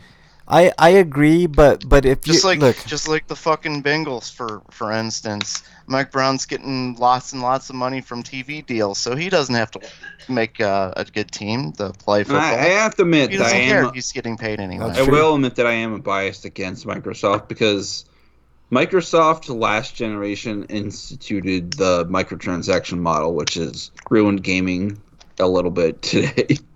It's only gotten worse since they introduced it. I don't always complain about being broke, Freak5, you son of a bitch. I've actually been fairly happy lately, if you've noticed. Damn it. A lot of the microtransaction rules are going to be changing soon with the laws, especially in California. That new law, for sure. I don't know how I feel about the government getting involved though, because we know how the government does things. Yeah, I know. Yeah, no, it does. The bottom line is money. Freak5 says companies are happy as long as they're making money, but there's always something that says we want to make more money than the next company. So and if it involves cutting jobs or whatever else, then that's what it involves. So anyways, let's move on. We got to get through this fucking news. Next story comes to us from Siliconera. Puzzles and Dragons Gold gets a new trailer, releases in North America on January 15th. So there's a nice little trailer if you want to go see it. That's the story. Eric, last story. Oh my God, we're still in the news. I know. Yes. Actually, this is okay. No, there's still more. Yeah, there's more stories. We're not done. Jesus Christ. Frank, what have you been looking at? Did you add more story? Oh, shit. Jesus Christ, I didn't see these ones. Go ahead, Eric. You just can't count, Frank. It's okay. How dare you? La Milana 1 and 2 arriving in North America and Europe and Australia in March 2020. Okay. March 20th. So, 2020. North America gets it first on March 17th, though. But, anyways, you can pick it up $60 as a hidden treasure box edition from the NISA online store. This gives people a physical copy game, the Hidden Treasure, the Tomb of La Milana art book, 2 discs of La Milana 1 and 2 archaeological anthem soundtracks, so it's both game soundtracks, and Siesta in the Ruins jigsaw puzzle. Okay. Breakman, next story, because we got to get through this shit, man. I don't know if it doesn't sound like there's going to be a standard release of this, so I think that's the only way you're going to be able to buy it. All right. Both together, so you can't get them separate. What you're saying? No, you can't get a standard version that's cheaper, for $40 instead. My bad. Yeah. Freak5 is exiled. Son of a bitch. Okay. Next story. Break. Let's just do these as quick as possible, man. There's way too much news. The La Milana story? Is that one we're on? No, we did that next one. Okay. Siliconera, Death Come True is planned for multiple platforms and languages. Okay. Yep, that's a non-story, so... What Shut up. There's That's stuff here. You just That's don't a want to talk non-story, about it. son of a bitch. is Nagi Game CEO Shinsuke Umeda talked about platforms and languages for the full motion video game Death Come True. It's a new project by this. Oh my God! What I just said that. I know. Here's some quotes from Shinsuke Umeda, who brought up platforms and more for Death Come True on Twitter. Death Come True will be available as paid content. We plan hopefully to release on multiple platforms, including home consoles. Review and other procedures are ongoing and tentatively platforms and price will be announced this weekend. Check back here for more announcements. There will be multiple subtitle languages available to players around the world can play this interactive content. The Death Come True team will continue putting the best efforts into this project. So this is a non-story. This game is looks like a visual novel of sorts. I am with Frank. That was a non-story. Yeah, it's total non-story. I just wanted to talk a little bit more about it and mention the fact that it looks like it's going to be a visual novel-esque type of game. Okay. It sounds like this is announcing that they're going to announce news about it. Like this was announcing an announcement, basically. Yep, exactly. All right, let's move on to a story from Gamatsu. Devolver Digital and Wolfeye Studios announce action RPG Weird West for PC. There's an overview. Survive and unveil. It's Wolf, by the way, not Wolf. Oh, how dare you, son of a bitch. You're exiled. Survive and unveil the mysteries of the Weird West through the intertwined destinies of its unusual heroes in an immersive sim from the co-creators of Dishonored and Prey. I did look at the I hope not either, man. That would totally suck. But it's got a neat visual style to it. I don't know if sim is up my alley, but I do like the visual style. I can't really explain it. It's like a muted, cel-shaded look. Like I don't know how to explain it, but like more of a mauve and like pastel kind of cel-shaded look, I guess, with hints of neon green and purple and stuff like that. But it looks interesting, and I'm looking forward to hearing more about it. If it's called Weird West, does that mean Cthulhu gets involved? that would definitely be cool. All right, Eric, next story. The Baldur's Gate part? Yeah. Because I guess I couldn't procure that particular aspect of D&D. Yeah, probably licensing. But it looks good. I don't know if is it a free to play type game or what? It says up to 4 friends can play together locally or online. And it's going from an overhead view to a third person view. Yeah. It looks nice. I don't mind it. I just hope it's like a paid game and not one of those free to play. Does this mean Drizzt gonna show up in the game? Yeah, probably. I wouldn't doubt it.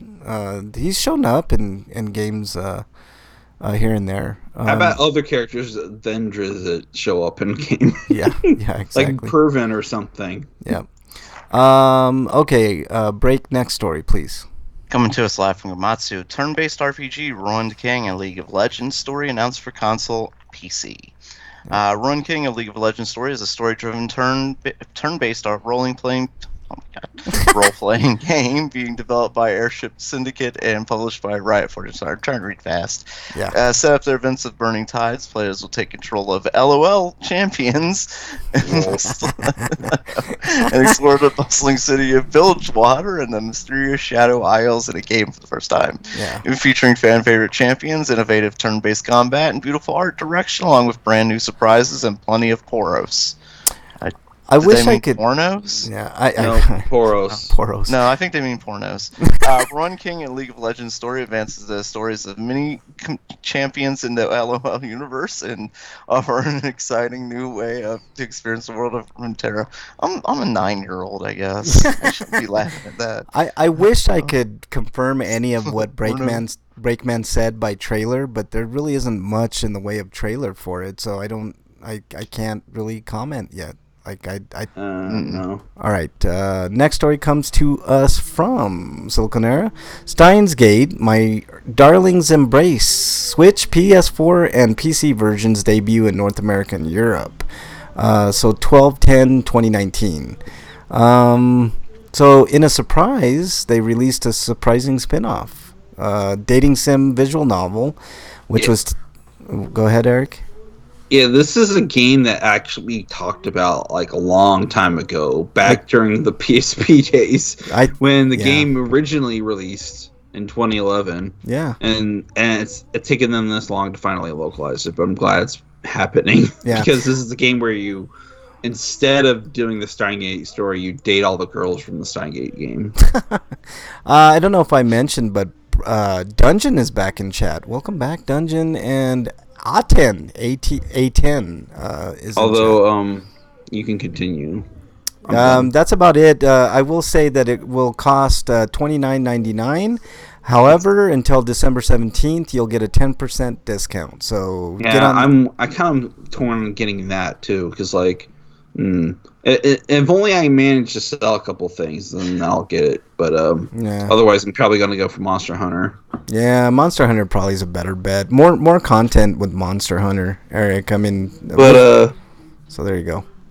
But the other thing to mention is that it's not the only Steins Gate game to be re-released, but the Switch is also getting Steins Gate 0. Oh, okay, that's on the store as well for the same price. All right. And as the same discount too. But it's kind of a bummer that there's no apparent physical release plan for either of these. But maybe that will happen in the future. Yeah. All right, Eric, you get the honor of the last story. I'm thankful that it's $30 instead of the like 50, 40 or 50. The Steins Gate Elite cost. Yeah. I really thought I was going to say I was thankful this is the last story. Yeah. No, there's still more. One more story, Eric. Go for it. Sisters Royale is coming west. We talk about this game. The full name of the game's title was I'm being harassed by 5 sisters and it really sucks. 5 sisters, huh? Okay, all right. But like sexually harassed, physically harassed, emotionally I think harassed? it's mostly physical and mentally harassed by them. That would suck. Yeah. But if it was a sexually harassed, no, it wouldn't suck as much. Depends on how hot they are. Just kidding. Yeah. All right. But it is a shmup, and I think there's 2 players, and it's 2-player versus some mode. I don't think there's a co-op mode. Yeah, it doesn't look co-op. It's probably two player. It's coming out on the PS4 and the Switch. Yeah. If you like bullet hell games, this will be right up your alley. It looks like a bullet hell shmup. So. And they also plan to release it for the Xbox One and PC, so this is something Bray could play. Yeah, there you go. There's some downloadable content in the works, and the game, the physical edition is going to cost 5,800 yen, but this is just a Japanese release date, but it is getting localized, so be on the lookout for that. All right, there you go. All right, anything else on that, Eric, before we move on? All right, no homie discounts other than what we discussed last week. Just look at PlayStation, Xbox. I did look. There's nothing major. Unless you guys have a homie discount. I don't have any more to add to the mix. But I do know that we have a Dear Break Band this week.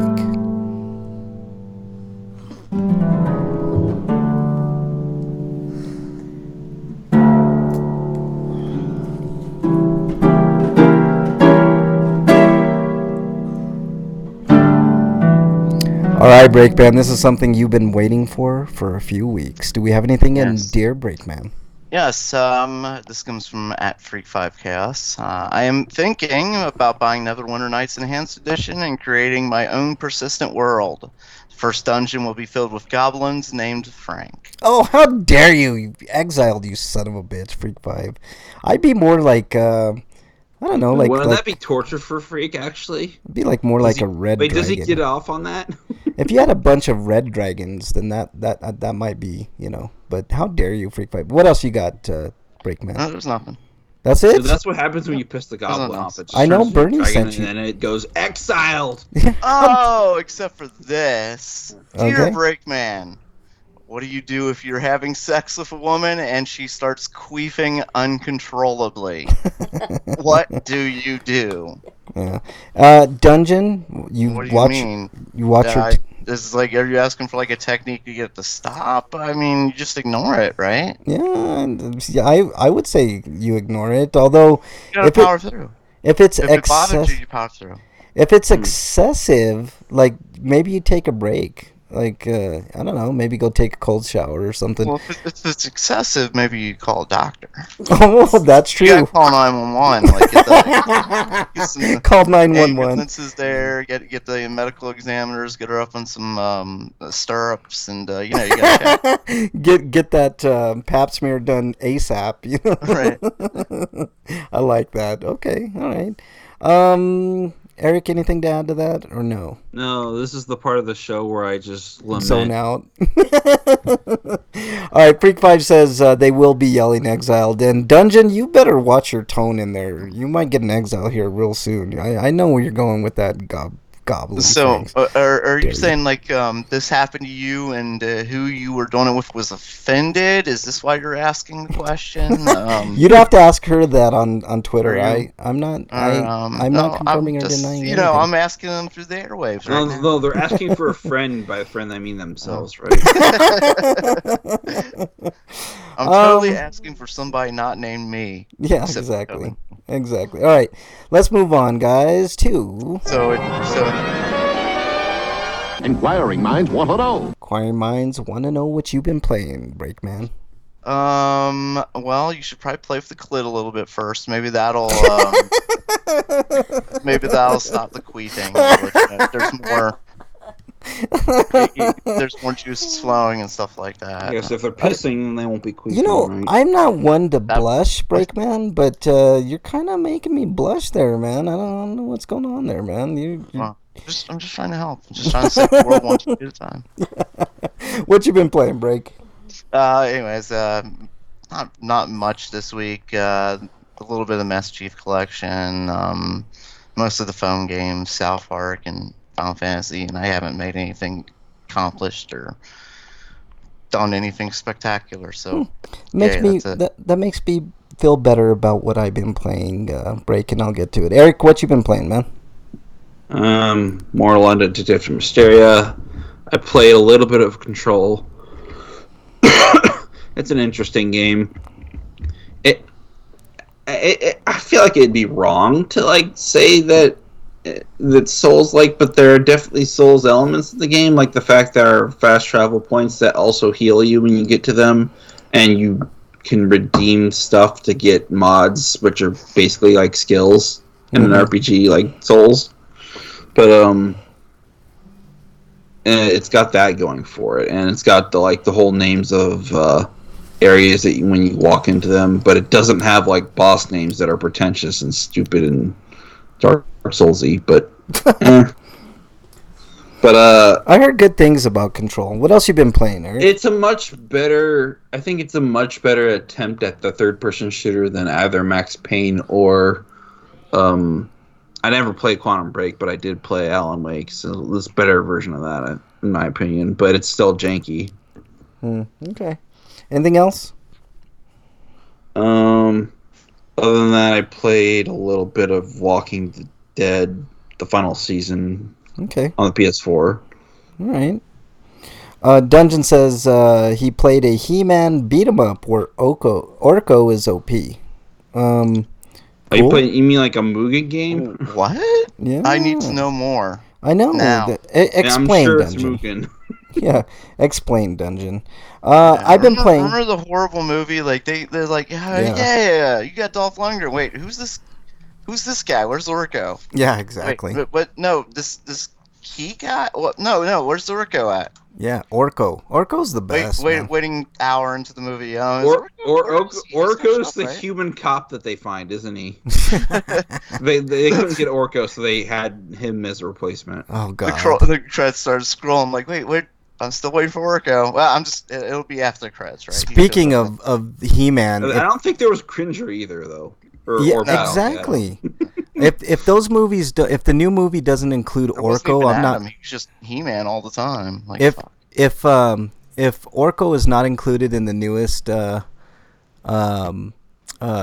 I'm not gonna watch it. It's a fan game. The absolute stupidest thing about Masters of the Universe is that it didn't live up. One, it didn't live up to its title. They were masters of nothing, and the fact that everybody just pretended that He-Man was somebody different than not Prince Adam, because it was easy to tell it was fucking Prince Adam. I know, the haircut alone, man. Come on, man. It's like you're not even trying to pretend like Superman, where you put on glasses, everybody thinks you're different for some reason. Yeah.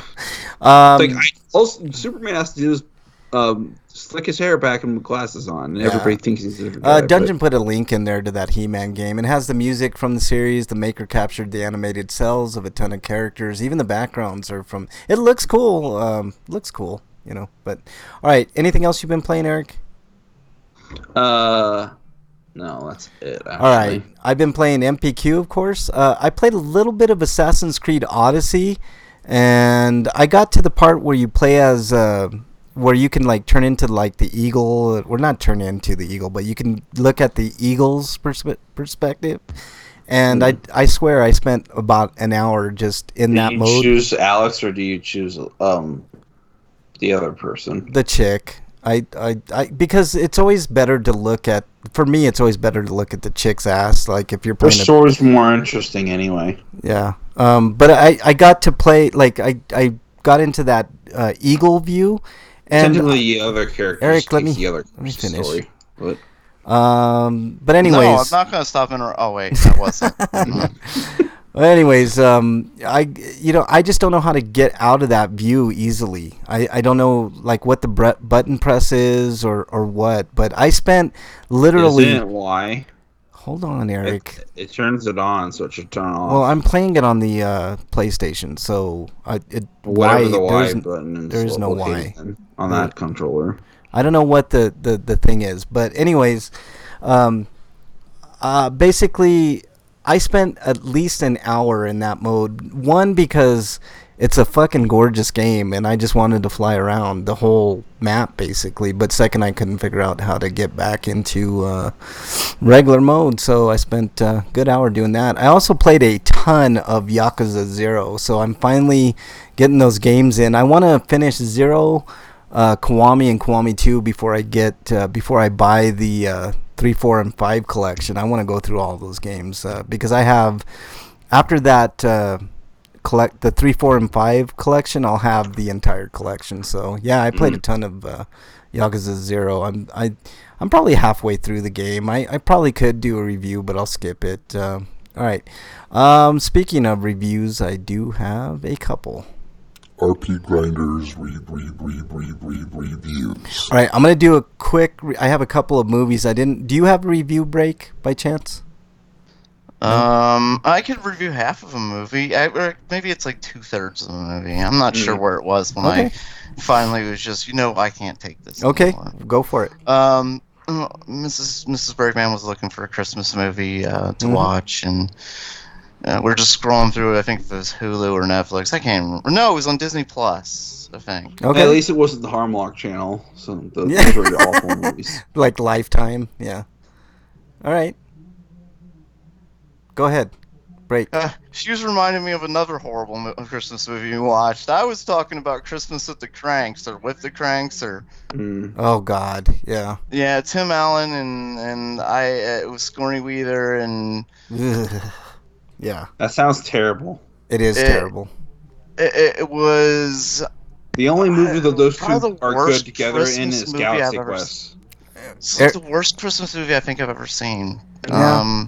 It was just, none of the jokes were funny, and it was just horrible in every way, and like I guess it was supposed to be like they're bad people, and at the end like they get their Christmas mojo or spirit back or whatever or something like that. But I couldn't watch any more of it. It was like it reminds me of kind of the Wonderful. I think it was like the Wonderful Life type story where the whole all these horrible things he's thinking of his life and all the bad stuff that happens, and then he gets to see what his life is without it. Yeah, that's... he's so happy. I can't stand that fucking movie. It's the most boring goddamn movie. Wonderful Life is a terrible movie that everybody loves. It's a Wonderful Life. The only good movie with Tim Allen and Sigourney Weaver both in it is Galaxy Quest, and that's it. Galaxy Quest is good, for sure. Yeah, and he says the whole neighborhood was psychotic. Yeah, like Dan Aykroyd was in it, like it's the neighborhood boss or whatever. Like everybody had to have their Christmas decorations out and the specific. I feel like Christmas with the Cranks is a movie for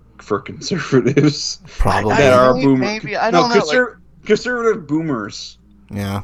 All right. Well, for I guess rich people too. Like Yeah. it's an entitled Christmas movie, and everybody in the neighborhood has to have the same decorations out, and the neighbors that are hounding them to get their decorations out because they decide they want to go on vacation.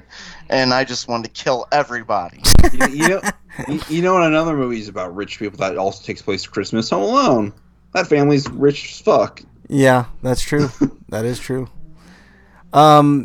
Let's see. All right, so what are you giving Christmas with the Cranks, or at least 3/4 of the movie? What you saw of it? Can I give less than 0? No. Okay, why not? I did a -5 for that god awful Ghost Rider movie. Okay, I'll make an exception. What are you No, giving? that's fine. I'm just gonna give Christmas with the Cranks or At the Cranks or Fuck the Cranks a 0. If you see the movie and you can break it, go ahead. Please do that. You're doing a service to mankind. If you're in a store and there's like a DVD, I think there are worse copy, Christmas movies though. I don't know about that, there man. might be. I've seen technically worse movies. I've seen like low budget movies where Santa Claus is pretty people bad. are badly acting shooting guns. And There's even a movie worse called acting getting Christmas. shot. There's a pro-Christian movie called Christmas with a capital C. Ooh, That's pretty awful. I could think of another like so bad it might be good Christmas movie. Krampus? No, Krampus is good. Krampus is really good actually. Silent Night, Deadly Night That's 2. actually on Hulu. Silent Night, Deadly Night 2. It's like laughably funny. It's so bad, but it's like this slasher Christmas movie, and it's terrible. But yeah, so there you go. All right. Any other review? Break. Well, there was another movie we watched where this woman kept repeating like Christmas Eve over and over again until she found the man of her life. It was a romantic movie made for those kind of people. Like That's the kind of movie it that had would be Mark on Paul Hallmark. Gosselaar on it, which is why Mrs. Bergman had to watch it. You know, Who was in it? Mark Paul, the guy from Saved by the Bell. Okay. I don't know who that is. The guy but... who played Zach, you mean? Yeah. Oh, Zach okay. All right. Okay. So yeah, he was in it, and it was just I was bored. I didn't care. I paid attention, but I'll say if you like those type of movies, right up your I alley. don't think it was good. No, not even then. I still think it wasn't good. Period. Even if you like those romantic kind of romantic comedies, and there are some that have been okay. Yeah, I it's can't not my really think of bag. any. I'm trying to. Maybe there haven't been any of them. Trainwreck. Okay. Trainwreck is good. I don't know if you've ever seen Trainwreck. don't That's think kind of a so. Christmas movie You too. want to watch a good romantic comedy? Go watch Your Name instead. Oh, yeah, that's a good suggestion too, man. I mean, it is small. It's less on the comedic scale, but I think that makes it better because it doesn't try to be funny. If she says just friends, if you're looking at them that way, I'd say There's Something About Mary be a romantic Something comedy About too. Mary, Like okay, those are those That are movie was comedies. awful, though. If you think about it was it, okay. It didn't age well. It's okay. It's not. I mean, I can watch it. It's not the worst thing I've ever seen, but yeah. The plot is awful. It's about basically a voyeur. Yeah. All right. So, what are you giving that movie that you just? I don't even know the name of I don't know. I give it a potato. it. Okay. That's He says acceptable. he likes 50 First Dates. I guess that's a that's romantic decent. Yeah, I can see that. As If you romantic. could stand Adam Sandler, then I guess it's okay. I like Adam Sandler. I give it a 3. Okay. All right. The Fair Wedding enough. Singer, yeah, that's a romantic comedy. Yeah. I like The Wedding Singer. Yeah, Wedding Singer's good. I like that. Yeah, like I think after The Wedding Singer, though, he just Adam Sandler just fell off a cliff. Billy He just Madison was became a worse and worse and After worse. The Wedding Singer, he wanted to become a real Serious, actor. yeah, He yeah. wanted his mission became to win awards. Yeah, I think now he's exactly. going back to like the comedy stuff, but like his mission became the And he none of it's wanted to be good. considered a serious actor like Yeah. Tom Ferrell. Hanks, for instance. Like we all remember like those awesome comedies Tom Hanks used to do. Steve Carell, like, is another one of those that Yeah. do series. Yeah. Okay. I'll do mine really quick. The first movie that I'm going to review is a movie called Hustlers with Jennifer Lopez. If you want to see Jennifer Lopez as a stripper, this is the movie for you. The movie was okay. It centered around some strippers that basically came across this scheme to get money, and after the financial crash, and it was basically an extortion ring. It had a rough landing. I didn't like the ending of the movie, but the movie for the most part was actually pretty well made. So I give Hustlers a good solid 7 out of 10. Especially if you want to see Jennifer Lopez do a little bit of stripping, not all the way, but it's worth it just for that, for sure. But it's a good movie nonetheless. Well-made movie for sure. Just didn't stick the landing. I also saw Quentin Tarantino's latest movie, Once Upon a Time in Hollywood, and I'm getting kind of tired of the whole Hollywood meta movie fad thing that's going on. I like Quentin Tarantino movies, but this movie was a little too pretentious for me. The acting is fine. Like, Leonardo DiCaprio's pretty much gold in anything he's in, but the real star of this show was Brad Pitt. Brad Pitt's performance in this movie was pretty outstanding, and I can't help but think it's his take on The Wolf of Wall Street, but what if we made it about Hollywood actors instead? No, I like The Wolf of Wall Street, but this movie is a little pretentious for me. Like, it takes that whole meta angle of movies way too far, and I think it's kind of insulting to the intelligence of the audience. I don't know. You guys have to see it. You tell me. But that's how I felt. I kind of didn't like his last movie, the Hateful Eight. It was kind of. I liked it.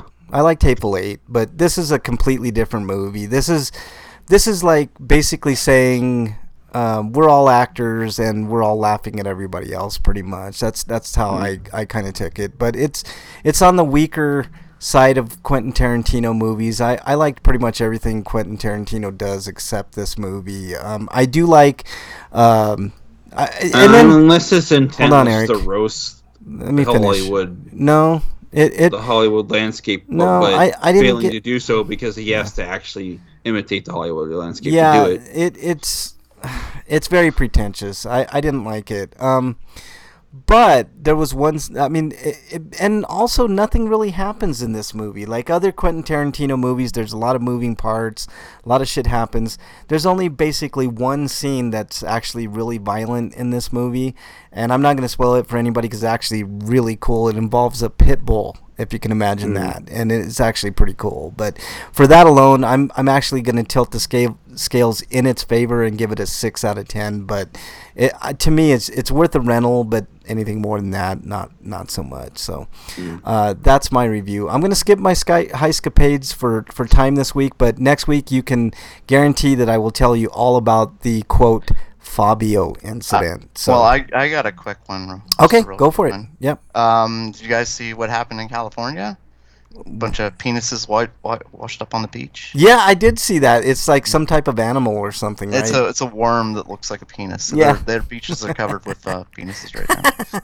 I remember going to California one time and there being a bunch of red crabs that washed up and on the shores of the beaches in San Diego, and it was. Did you catch them and take it home and eat it? No, hell no. Like they weren't like eatable crab. They're like the tiny little, nuisance crabs, like nothing you could eat for sure. So. They're like the kind of crabs they'd eat on Naked and Afraid and get their 5 calories. Yeah, exactly. Like the kind of crab that Frieza picks up and just eats because why not? Yeah. Dungeon, what are you gonna do about it, bitch?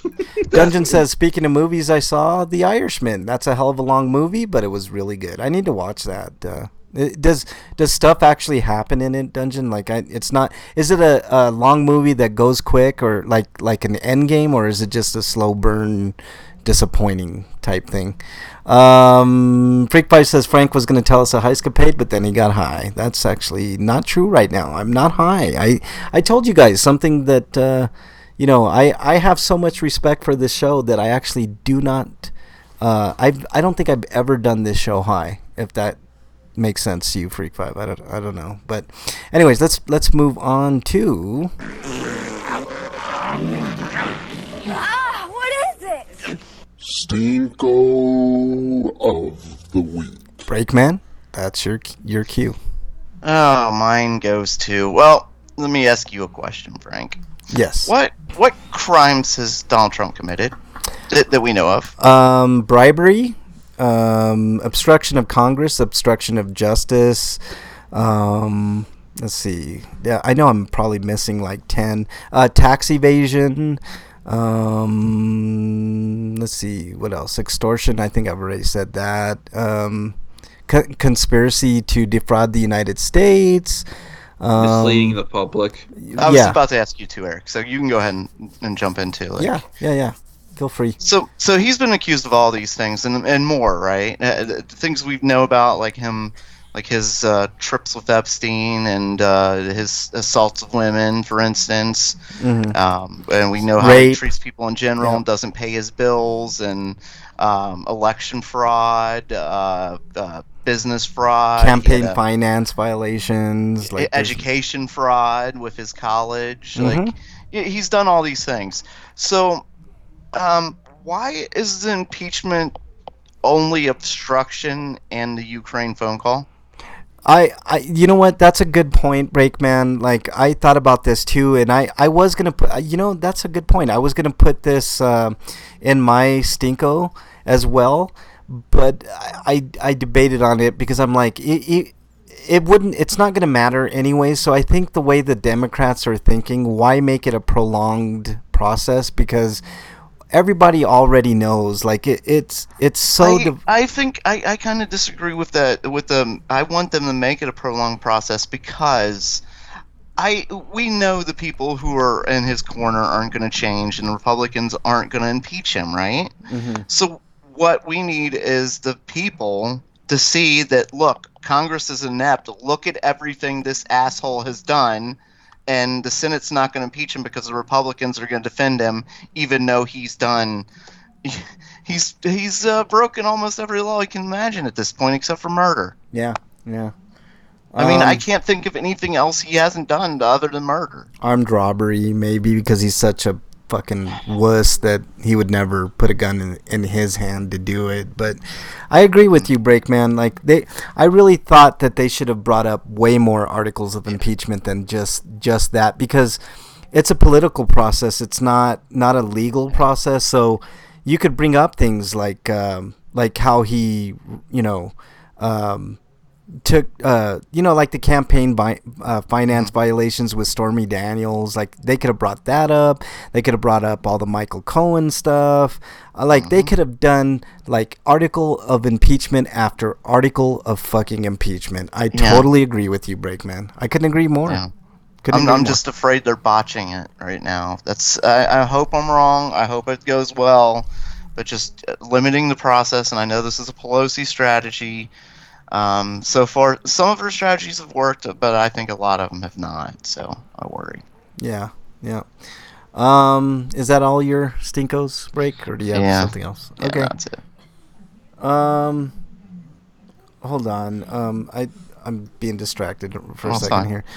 Just he's the most blatant criminal in probably the history of America. The only look, Breakman. Here's the thing: history of the world. Like, is there even more blatantly criminal? I would argue Hitler, but that's a different story. He's evil. Like, that's he did stuff within the laws of his country and was able to twist them to his means and stuff like that. Yeah. Like, Trump is just blatantly breaking our laws and bragging about it. Here's the thing. Like, you guys, like, we've discussed this for the past, 3 years, almost 3 years now. Yeah. Like, the only way that we can remedy this, and I knew this from long ago, you guys can look at the archives and listen to the archives if you're listening out there. The only way that this nightmare is going to end is if we fucking remove him from office ourselves. Like, there's not, Mitch McConnell's already saying, like he's talking to Trump's lawyers. Like, how in the world is that even fucking fair that you're going to go to the lawyers and coordinate with the person that you're putting on trial? You're going to coordinate with his or her lawyers. That it's just so stupid. It's dumb. And I couldn't agree with you more, man. Like, it just, they should have really held the Republicans' feet to the fire with as many articles of impeachment so they could say, Really, out of all the things the Democrats came up with, you said no to every single one of them, even though we know there's overwhelming evidence on every single one of these accounts. You guys couldn't even find the gall to get them out of office for any one of the fucking 500 things that we came up with. And now the Republicans have to deal with 2. Obstruction of Congress, and which is definitely true. He's obstructing right now. And they could have investigated a lot more. There's a lot more things to investigate. Like, we don't have his taxes back, but he's obviously going to take that to the Supreme Court. But if they shake it off, then there's nothing he can do. He has to release his taxes. That's going to be big. Yeah. Why are they in such a hurry to push through just these 2? I don't understand. I should take that back. I understand her strategy, but I don't like it. I don't like it either, and I think part of it is it kind of, in a way, it's going to kind of hurt Bernie Sanders, Elizabeth Warren. Yeah, I think so too. I think it will hurt people. It hurts the Democrats. Yeah, because they're going to be stuck with this stupid impeachment process for 2 fucking articles of impeachment that we already know the Republicans are on record saying that they're not going to fucking impeach. So, I know. He's quitted, he's not guilty, and everything else, like, they can just shake off. Like, nope. You know how we discussed. If it was against the law, then why didn't the Democrats go after him? Yep. Yeah. You know how, like, we discussed, like I brought up the fact that there's some Republicans that would probably vote if there was a secret ballot vote. I think they actually should do that now, so we can really see if there are any fucking Republicans with any modicum of vertebrae. Even though I think even if they did a secret ballot, it wouldn't come. They wouldn't vote to impeach, but at least we would know if there were 1 or 2, people that are in the Republican Party that have any principles whatsoever. But let me get to chat here. Freak says his stinko is he found out earlier this week that Neverwinter Nights Enhance was a thing, and he went to get the PC version after work, but he doesn't think Best Buy sells PC games anymore. There weren't any at his local Best Buy, and he has a gift card, so he wanted to use it, but he can't use his gift card to buy a Steam gift card. So you might try online. Freak, I don't know. Maybe online, you might be able to have better luck. And you can use your gift card online as well. So, let's see. And that's about it in chat. All right. Anything else, Break? Was I talking? Yeah, on your stinko. Oh. Any other stinkos? I didn't know I was talking. Okay. How cool. dare you? No. How dare you? Eric, you're up. All right. We're still on Stinkos, right? Yep. Trying to get. Yeah, we won't even have time for a game of the year. I mean, oh well. But Well, we were like 15 minutes late because of me. Okay. Yeah. How dare you, Breakman? Britain's election results. Yeah, that's a Stinko. Yeah, for sure. All right. Boris Johnson gets the nomination again, so he gets to be the MP for how many more years? 5 fucking years of Britain's Trump. Unbelievable. So, whatever. All right, what else you got, Eric?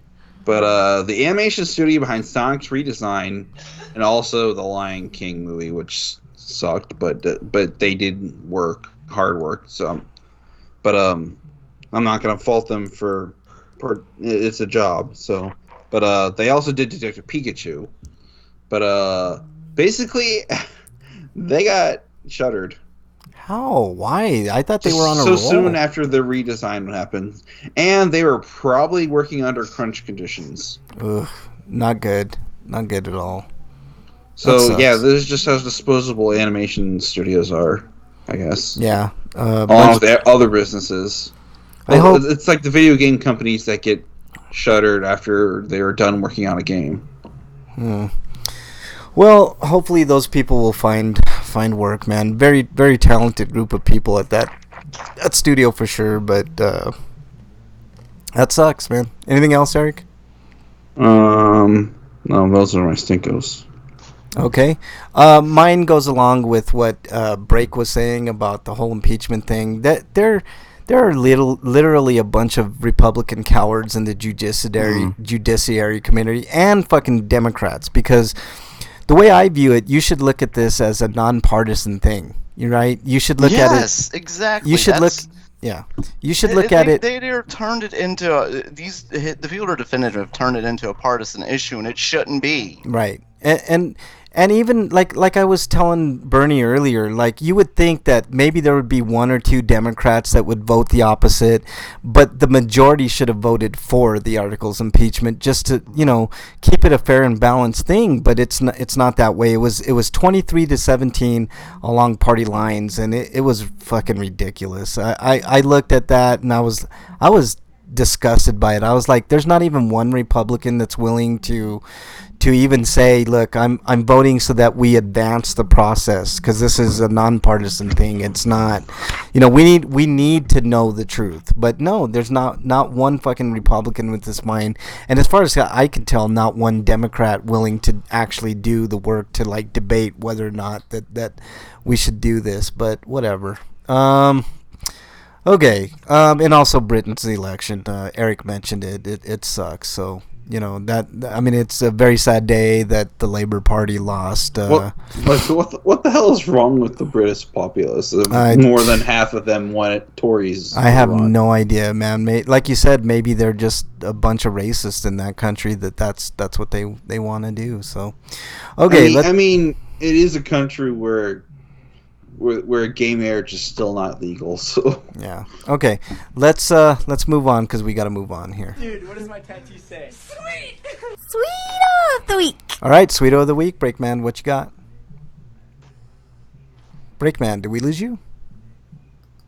I'm not sure we have. All I can suggest at this point is using your Best Buy card to get an eBay card. Yeah. I don't know. This depends on whether or not Best Buy sells eBay cards. We lost Breakman for a second here, so I'm trying to get Breakman back. But why don't we go with you, Eric, while we get Breakman back? Sweeto is the one Sweeto I have this week is. Oh no, I have two. I only found out about this other one recently though, but apparently Power Rangers is getting another movie reboot, so they're getting another chance to make another Power Rangers movie series. Okay. Hopefully, if it's successful, we'll do more. But I hope they succeed this time. I mean, I kind of don't like Power Rangers as a concept because it's like a bastardization of the original shows that they're based on. But I think with a movie reboot, they could make it less cringy. I mean, the tokusatsu and Sentai shows do have like a level of absurdity of them because there are shows made for kids, but there are cool action scenes in these shows and a lot of goofiness that still appeals to everybody else. That I think people need to give them a second look and don't write off the whole Sentai genre based on Mighty Morphin Power Rangers and what Saban did for years before it was passed off to Hasbro. Yeah. Trying to get a hold of Breakman. I think he's having some Skype issues. Says he's unavailable, so we'll just hold off.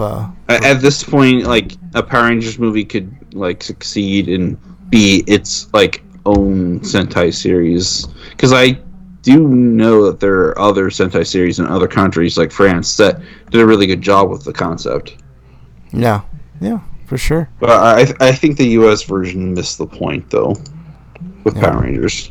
Yeah, I agree too. But I from what I heard, I didn't think it was a terrible movie. Yeah, the 2017 movie wasn't bad. It just it didn't do as well as it should have. Yeah. Freak Five says his Sweeto this week, his company holiday party last week, he won a $100 gift card. That Best Buy card he was talking about earlier. It's only $20 on Steam. That's good, man. And he got to drive Mrs. Freak's new car. Oh man, that's funny, man. That's a whole story in itself.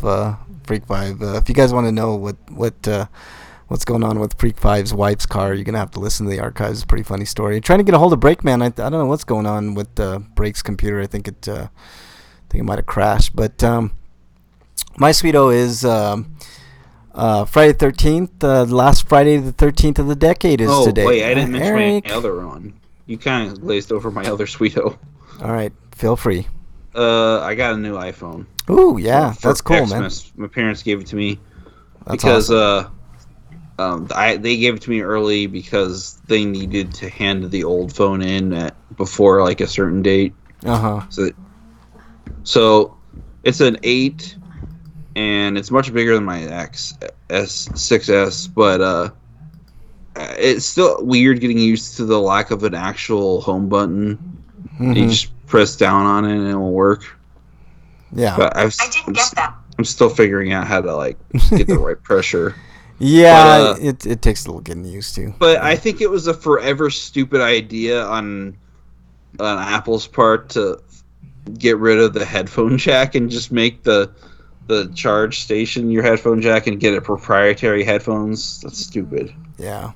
Wyland says his sweeto is that he got Tool's Fear Inoculum expanded book edition today. Ooh, that's nice, Wyland. That's an expensive item, man. I think that's at least got to be what set you back a bill, right? It's cool though. Anything else, Eric? No, that's it. Okay, I'm still trying to get Break. I don't know. It says he's unavailable. So there's a new Stinko. Break being unable to be a part of the show. I know. Well, if we can't get Break to do the Game of the Year stuff, I'm not doing that till next week. But my sweeto of the week is I mentioned Friday the 13th today, last Friday the 13th of the decade. So enjoy a scary movie or play Friday the 13th, I guess. Also, I know I've been talking a lot of shit about the impeachment process, but I think it's actually cool that he's going through the impeachment process and he is going to be impeached in the House. So he'll have that asterisk on his name for a lot. Only $30, Wyland. That's fucking awesome. So, so I have no doubt that he's not going to be removed. It'd be a pleasant surprise and a gift to all mankind if he was removed, but whatever. So yeah, make it my Christmas present that he gets removed from office. Yeah, for sure. That would be America's Christmas present for sure. And what we need to do is find 3 Christmas ghosts and Ebenezer Scrooge the motherfucker, and he'll resign. Yeah, right. I wished he would resign. That actually would be really cool. What I'd like to see is him get arrested, but that's unlikely. Yeah.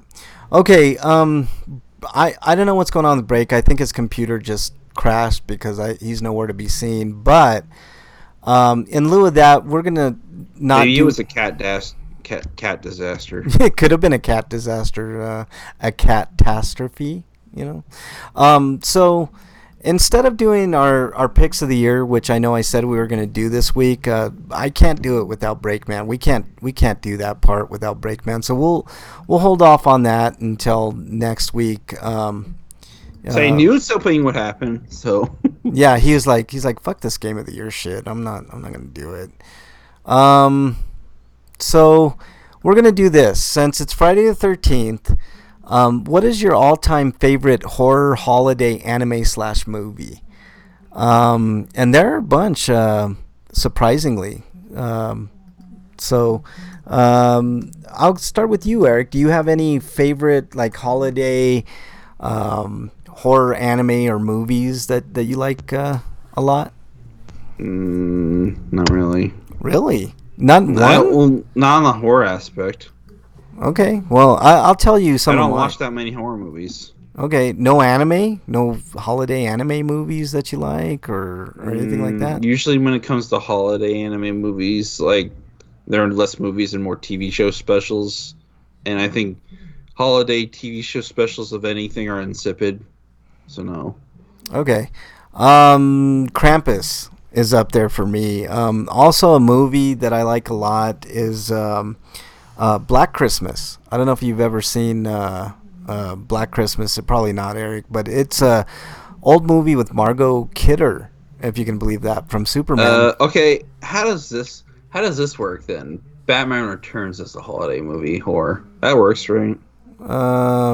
Batman Returns, I guess, if you're just looking at regular movies, but I guess we could expand it to that non-horror. Yeah. Well, it's got the Tim Burton dark theme, so kind of horror. Yeah, I guess. Freak says, "Are you going to be playing Friday the 13th tonight?" Nightmare Before Christmas. There's one. That's a possibility, Freak 5. I can't promise for sure. I got to eat after the show, so that involves me not being here for a while. So we'll see how it goes, man. Of course, he says, Freak's like Bad Santa. Of course, Bad Santa. Okay, yeah. It's not exactly a horror holiday movie, but okay. I like Krampus it's a lot. horrible, and as in the people are horrible in it. You know, an underrated horror movie from, like a horror holiday movie. Eric, wait. If Skype is ran by an evil organization, why is Break laughing? Because Break is like the head of it, man. That's why. So he's like it's like the Kickstarter thing. You're the Kickstarter president. Yeah, but an underrated movie that is a good horror holiday movie since Friday the 13th is Better Watch Out. I don't know if you guys have ever seen that, but I think it's kind of underrated. Freak 5 says Gremlins. That's another good one. Yeah, okay. So you made me remember. Okay, Gremlins, I guess that counts. Yeah, Gremlins definitely counts. Breakman, you're back with us. The question is... wait, is Hold Gremlins on, 2 Eric. also during Christmas? Because does that count Christ. too? Which one? No, Gremlins 2 isn't during Christmas. Nope, it is not. All right, so the question is, since it's Friday the 13th, Breakman, what's your favorite holiday horror anime / movie or movie? Holiday horror one. Right now, Gremlins is the only thing that really comes to mind. Oh, there's a bunch, man. More. Better Watch Out, I mentioned. Krampus is another one that's a great holiday horror movie. I never saw that one. Ooh, you should. It's good. It's with Toni Collette and what's It's on that? Hulu. It's good. It's a good movie. There's a few like Silent Night, Deadly Night, stuff like that. So, yeah, Gremlins is probably a good pick. All right, since you're here, we might as well do this now to get it out of the way. Well, this isn't anime per se, but Snatcher takes place during Christmas, and I like playing that game. Okay, there you go. Okay, but the Die Hard game doesn't take place during Christmas, which is messed up. Yeah, that is, because that is definitely a Christmas movie. I don't care what it's anybody not says. a Christmas movie. It takes place during Christmas. It's definitely a Christmas movie. So there you go. All right, so we're gonna do our game. We can do this pretty quick, it's guys. just that Christmas is not a central theme of the movie, so it's like. Well, so that's what? Why I don't That's consider it a Christmas movie. Still a Christmas movie. It happens during Christmas. That's a Christmas movie. Okay. They play Christmas music several times in the movie. That is totally I don't know correct. how you don't think it's a Christmas movie. That's. Freak 5 says Tony Stark could have created Voltron. Yeah, in the alternate universe, I could see that. All right, let's move on, guys. No, he's just saying with how many. I think his point is how many Iron Man suits. Yeah, I know what you're saying. Could have made enough to like form Voltron. No. Well, the Iron Avengers and the New Avengers are basically that. Okay, let's take a few extra minutes. I know we're going over time here, guys, but let's just do this Game of the Year thing. So, the 3 questions are: what is your RPG of the year? What's your Game of the Year? And also, what's the best game you played all year, regardless of its release date? So, let's start with your RPG of the year. I'll start actually with Eric. What's your RPG of the year, Eric? Legend of Heroes: Trails of Cold Steel 3. Ooh, okay. Any notes on that? Why you picked that? It is the most fleshed out iteration of the Trails series, in my opinion. And it's only going to get better because they keep improving it with each release. Yeah, it's a great series, man, for sure. No question about it. But the only negative mark I could put against it is that it requires... It doesn't necessarily require you to play the previous games, because it takes place like nearly 2 years after the events of the first 2 Cold Steel games, and several years after the events of the Sky games and such. But like, you will get more out of it if you do play those first. Okay, all right. Breakman, your RPG of the year. All right, let me see here. I didn't play that many.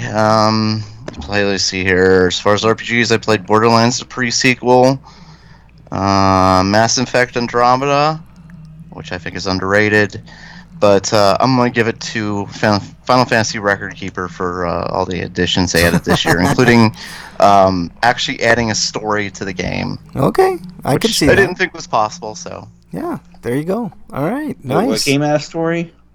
Record Keeper, Final Fantasy. Keeper. My RPG, I'm with you, Breakman. I didn't play a ton over the year, even though I did play a ton of games this year. But I did play a few. But I'm going with Kingdom Hearts. Kingdom Hearts 3. I think that story aside, it's very convoluted, but and I didn't play it all the way through. But what I played, it's pretty. I think that's why people play it now, though. It's like they want to see the fucked up. I'm confused. Aspect of it. But I mean, you can't go wrong with a lot of the Disney aspects of it, the Disney characters, the special appearances, the vibrant colors, the graphics. I mean, there's nothing really not to like other than the story of Kingdom Hearts 3. So it's gonna get. And the fact that they cut back the Final Fantasy cast considerably, because Disney's the one that made that happen, though. So fuck Disney. It's a fine game. It's well worth playing for sure. So that's my RPG of the year. So now let's move on to what is the best game you played all year, regardless of the year. We'll start with Breakman. Well, I played a lot. So let me see here. Notable good games that I played this year. Castlevania Anniversary Collection. Titanfall 2 was fantastic. That's a great game. Yeah. Bloodstain was great, but my game of the year is an old game. It's actually the Master Chief Collection because there's just so many games. Have you played Bloodstain, or are you playing Curse of the Moon? Is that what you're talking about? I think it was. I don't remember which Bloodstain it was actually. Like Rondo of Blood and Symphony of the Night, wasn't that collection in that collection? The Requiem collection. That was only on the PS4. Ah, okay. Gotcha. All right. Any other comments on that, Break? No, I'm confused. What happened? What are we talking about? You're the game of the year that you were talking about, Master Chief Collection. Yeah, because there's so many games in it. I mean, before they added ODST and they just added Reach. I mean, there were already 4 full games, and now in the multiplayer, it's been fun for me going back and playing like the old Blood Gulch, for instance. Yeah, like the old stuff. For sure. No, that's a fine pick. Break. What about you, Eric? See previous. Oh, so you're giving that also to what was that? Legends of I can't remember. But if it has to be something different, does it have to be something different? No, it doesn't. It doesn't at all. Does not at all. Okay, so mine. What game did you give in a year? What's the name of that game, Eric? Legend of Heroes Trails of Cold Steel 3. Yeah, Trails of Cold Steel. There you go. The best game I played all year, regardless of the year. I don't know what year it came out, but Yakuza 0, man. Holy fuck. I did not know. I only gave it to this category because technically Cold Steel 3 came out in 2017. Okay. Yakuza 0, I don't know what year it came out, but it's a fantastic game. I've got minor issues with it. Like, I haven't beat it, but I played plenty to know like what that game is all about, but I can't say enough about it, man. I'm glad I got these games, and mostly because Eric and Dungeon in chat like talk those games up quite a bit. It's a fantastic. Like, if Yakuza 0 is an indication of how great this series is, then I'm all in, man. It's all that in a bucket of chicken. So I don't know if it came out this year, but it's the best game I played all year, pretty much. Period. But all right, now. On to our game of the year. I'll start with you, Breakman. Your game. Wait, I thought we just did game of the year. We did. We did it, but regardless of the year. Regardless of the year, but released this year exclusively. Shit. What did release this year? Well, the Master Chief Collection came out this year, right? No, Devil May Cry 5, Bloodstain came out this year. Yeah, Bloodstain. Bloodstain came out this year. Most of the games I played are old. Resident Evil 2. Yep, Resident Evil 2 came out this year. Man of Medan came out. See, the thing is, I don't play new games for the most part. So, like, my game of the year is going to be Castlevania Anniversary, right? Okay. That came out this year? I think it did. It's a collection of games that's kind of cheating, but I guess I'll accept it. Yeah, no, that's acceptable. It came out this year, man. What about you, Eric? I have to go with Sekiro because I didn't get a chance this year to get through Resident Evil 2, and as much as I like Code Vein, it's not like a 10er for me, so I'm gonna have to go with Sekiro. Okay. And I didn't necessarily give that. I think I gave that a 9, but I still rated it higher than Code Vein. Yeah, for sure. Did Spider-Man come out this year or last year? So Sekiro. Last year. Okay, can't pick Spider-Man, so I'll stick with. What about Ni no Kuni 2, Eric? That came out last year too, didn't it? That came in 2018. Yeah. Okay, then I'll just stick with Kingdom Hearts 3. I think it's worthy of Game of the Year. It's it's the standard Kingdom Hearts stuff, but everything that I said before still applies. I know some people who really like Dragon Age 2, despite its numerous flaws. Oh my God, Dragon Age 2 is awful. It's the worst. It's one of the worst games I think I've ever played. It's terrible. In almost every aspect, like that game is just that's trash. That game is such trash. Freak says, "I'm surprised Frank didn't choose Dragon Age 2. How dare you, son of a bitch." But yeah, those are solid picks all the way around, I would say. Okay, so you say Castlevania, Sekiro, and what do you say, Frank? Kingdom Hearts 3. Oh, I picked Kingdom Hearts 3 as my game of the year. I didn't get around to playing that either. I want to play it before the end of the year, though. Yeah, because Remind's coming out next year. Yeah, no, it's worthy of it. It's not going to win over everybody, but I how dare you, Freak 5, you're exiled. God damn it. I would have put Dragon Quest XI S, but I think that Cold Steel 3 is just that much better than it. I was knocked out. I thought Dragon Quest XI came out last year, right, Eric? Yeah, I'm talking about Dragon Quest XI S. Okay, the Switch version. Yeah. See, last year there were a lot of contenders. Didn't Nier come out last year too? Automata? No, Nier is 2017. Okay, the year before that, so that would not. Yeah, last same year as Persona 5. Yeah. I don't know, but those are our games of the year. So there you go. All right, let's do our plugs. Let's start with you, Mike. I want to know what our chatters say. Like, they didn't give us their picks. Oh yeah, what do you guys say in chat while we decide what our? I'll read their picks of the year in chat while we do our plugs. Breakman, your plugs. Oh damn it! I'd like to plug a cowbell, but it's in the other room. Bernie said Sims. Sims is her game of the year. You can follow me at break_man on Twitter. Which Sims? Which Sims is she talking about? There's a billion goddamn Sims. It's the new one There's the newer always one. Sims.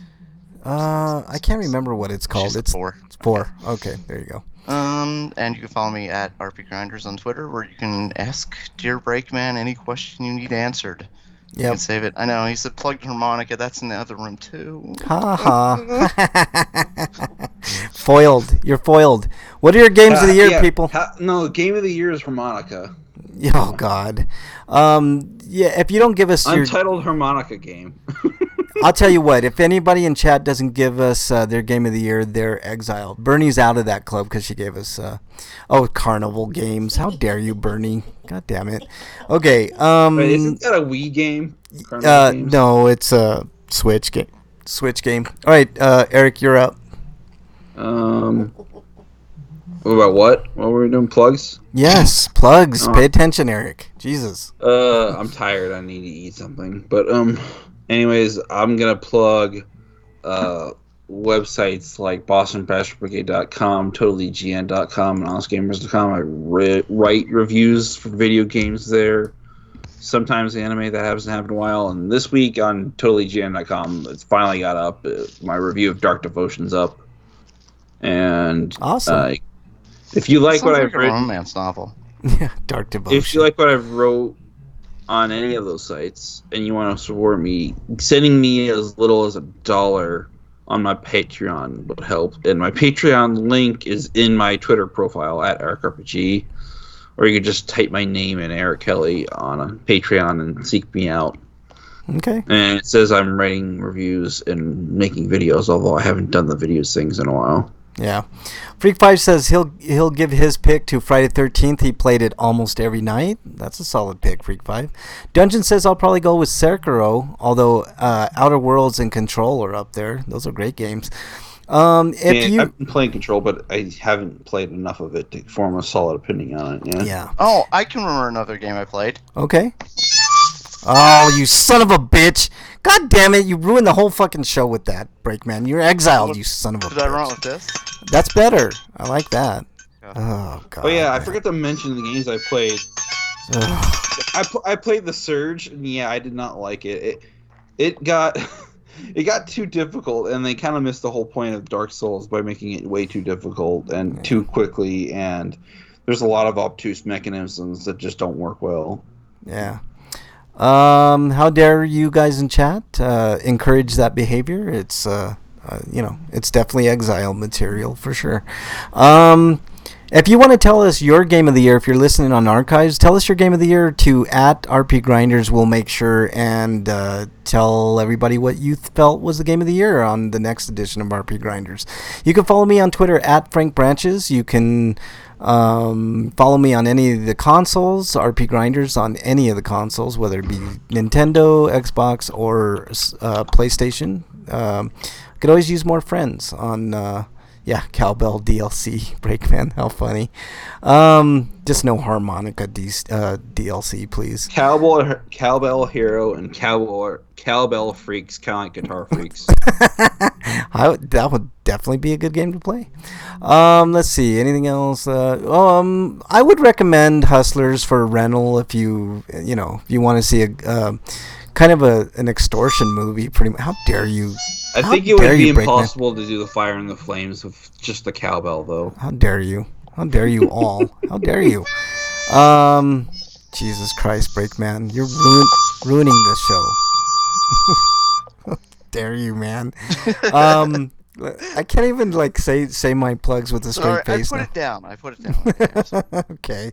Let's see if there's anything else. I can't say as I'd recommend Once Upon a Time in Hollywood. At the most a rental basically, but let's see. Kingdom Hearts 3. And like I said, you're doing a public service. If you see a copy of Christmas at the Cranks or with the Cranks or fucking don't watch it. Break Also, it. I have a question for y'all. Throw it in the trash. You're doing a public service. Yeah. What's that, Eric? Question. Is Redbox shutting down as a service? It might be. It's in trouble.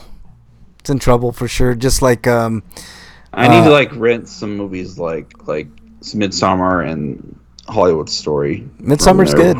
I like Midsummer. It's good stuff. Okay. I don't think that's wow. I don't know. I don't know what else to say. But anyways, thanks to everybody in chat. I know. Let me read everybody's name in chat that's there now. A10 that might explain why Redbox is having a lot of game sales lately, because they need to get rid of their stock. There's a lot of games. If you want to pick up, I saw Star Wars Fallen Jedi for like $38, and it can't be all that used. So that's probably a good deal. So it's between getting Star Wars Souls and Monster Hunter. Yeah. Okay. A10 or A10 was in there. Commander Root. Dinu was in there. Dinoob. Bernie was in there. Freak5 was in there. Wyland, good friend Wyland. Ms. Ariana Marie. Jeez, I finally got that right. That's a newcomer. Welcome to chat, and also thanks for being in chat. Dungeon Buster, Winsock, and Xana Kyber were in there. So thank you all so much for being in the chat. Let's see what else. I think that's about it. I think everybody needs food, man. I'm gonna try to get some new sound bites. So that I bought Sub a while back, but I'm hungry again. Yeah. So. Yeah. All right. Thanks everybody in chat. Do you guys have anything else, Eric or Break? Stay safe. Break. Anything else? Watch out for ice on the floor. Huh? Watch out for icy roads. Yeah. Breakman. Anything else? What? Who? What? Who? No. What? Okay. How dare you? How dare you ruin this show with that fucking harmonica, man? Anyways, stay safe this weekend. We want to see you back here next week. Until then, we are out. Later, everybody.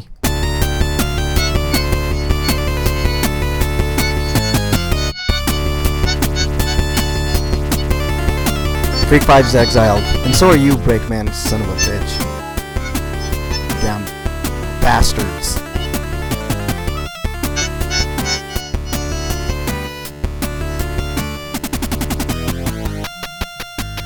Bunch of jackasses. Bunch of jackasses, you all. Hate you all, sons of bitches. Bye. Alright, chat. Later, Freak 5. Swallow Later, your baby Yoda appropriately. later, Dungeon. We appreciate all you guys, of course. And Wyland, of course. Or you guys properly. rock. I can't speak. Yeah. I need you to guys watch my Mandalorian. Yeah. Oh, I saw it. You want me to ruin it for you, Breakman? No. I could ruin it for both of you guys. Bubba Fett was the dude in the last episode. Ah, shit, I knew it. Yep. Knew it all along. Told you. I told you. It's actually really good. You'll enjoy it. It's fun. I'm not going to tell you anything that happens. It's not like a, revolutionary episode, but it was fun. But all right. Take care, everybody in chat.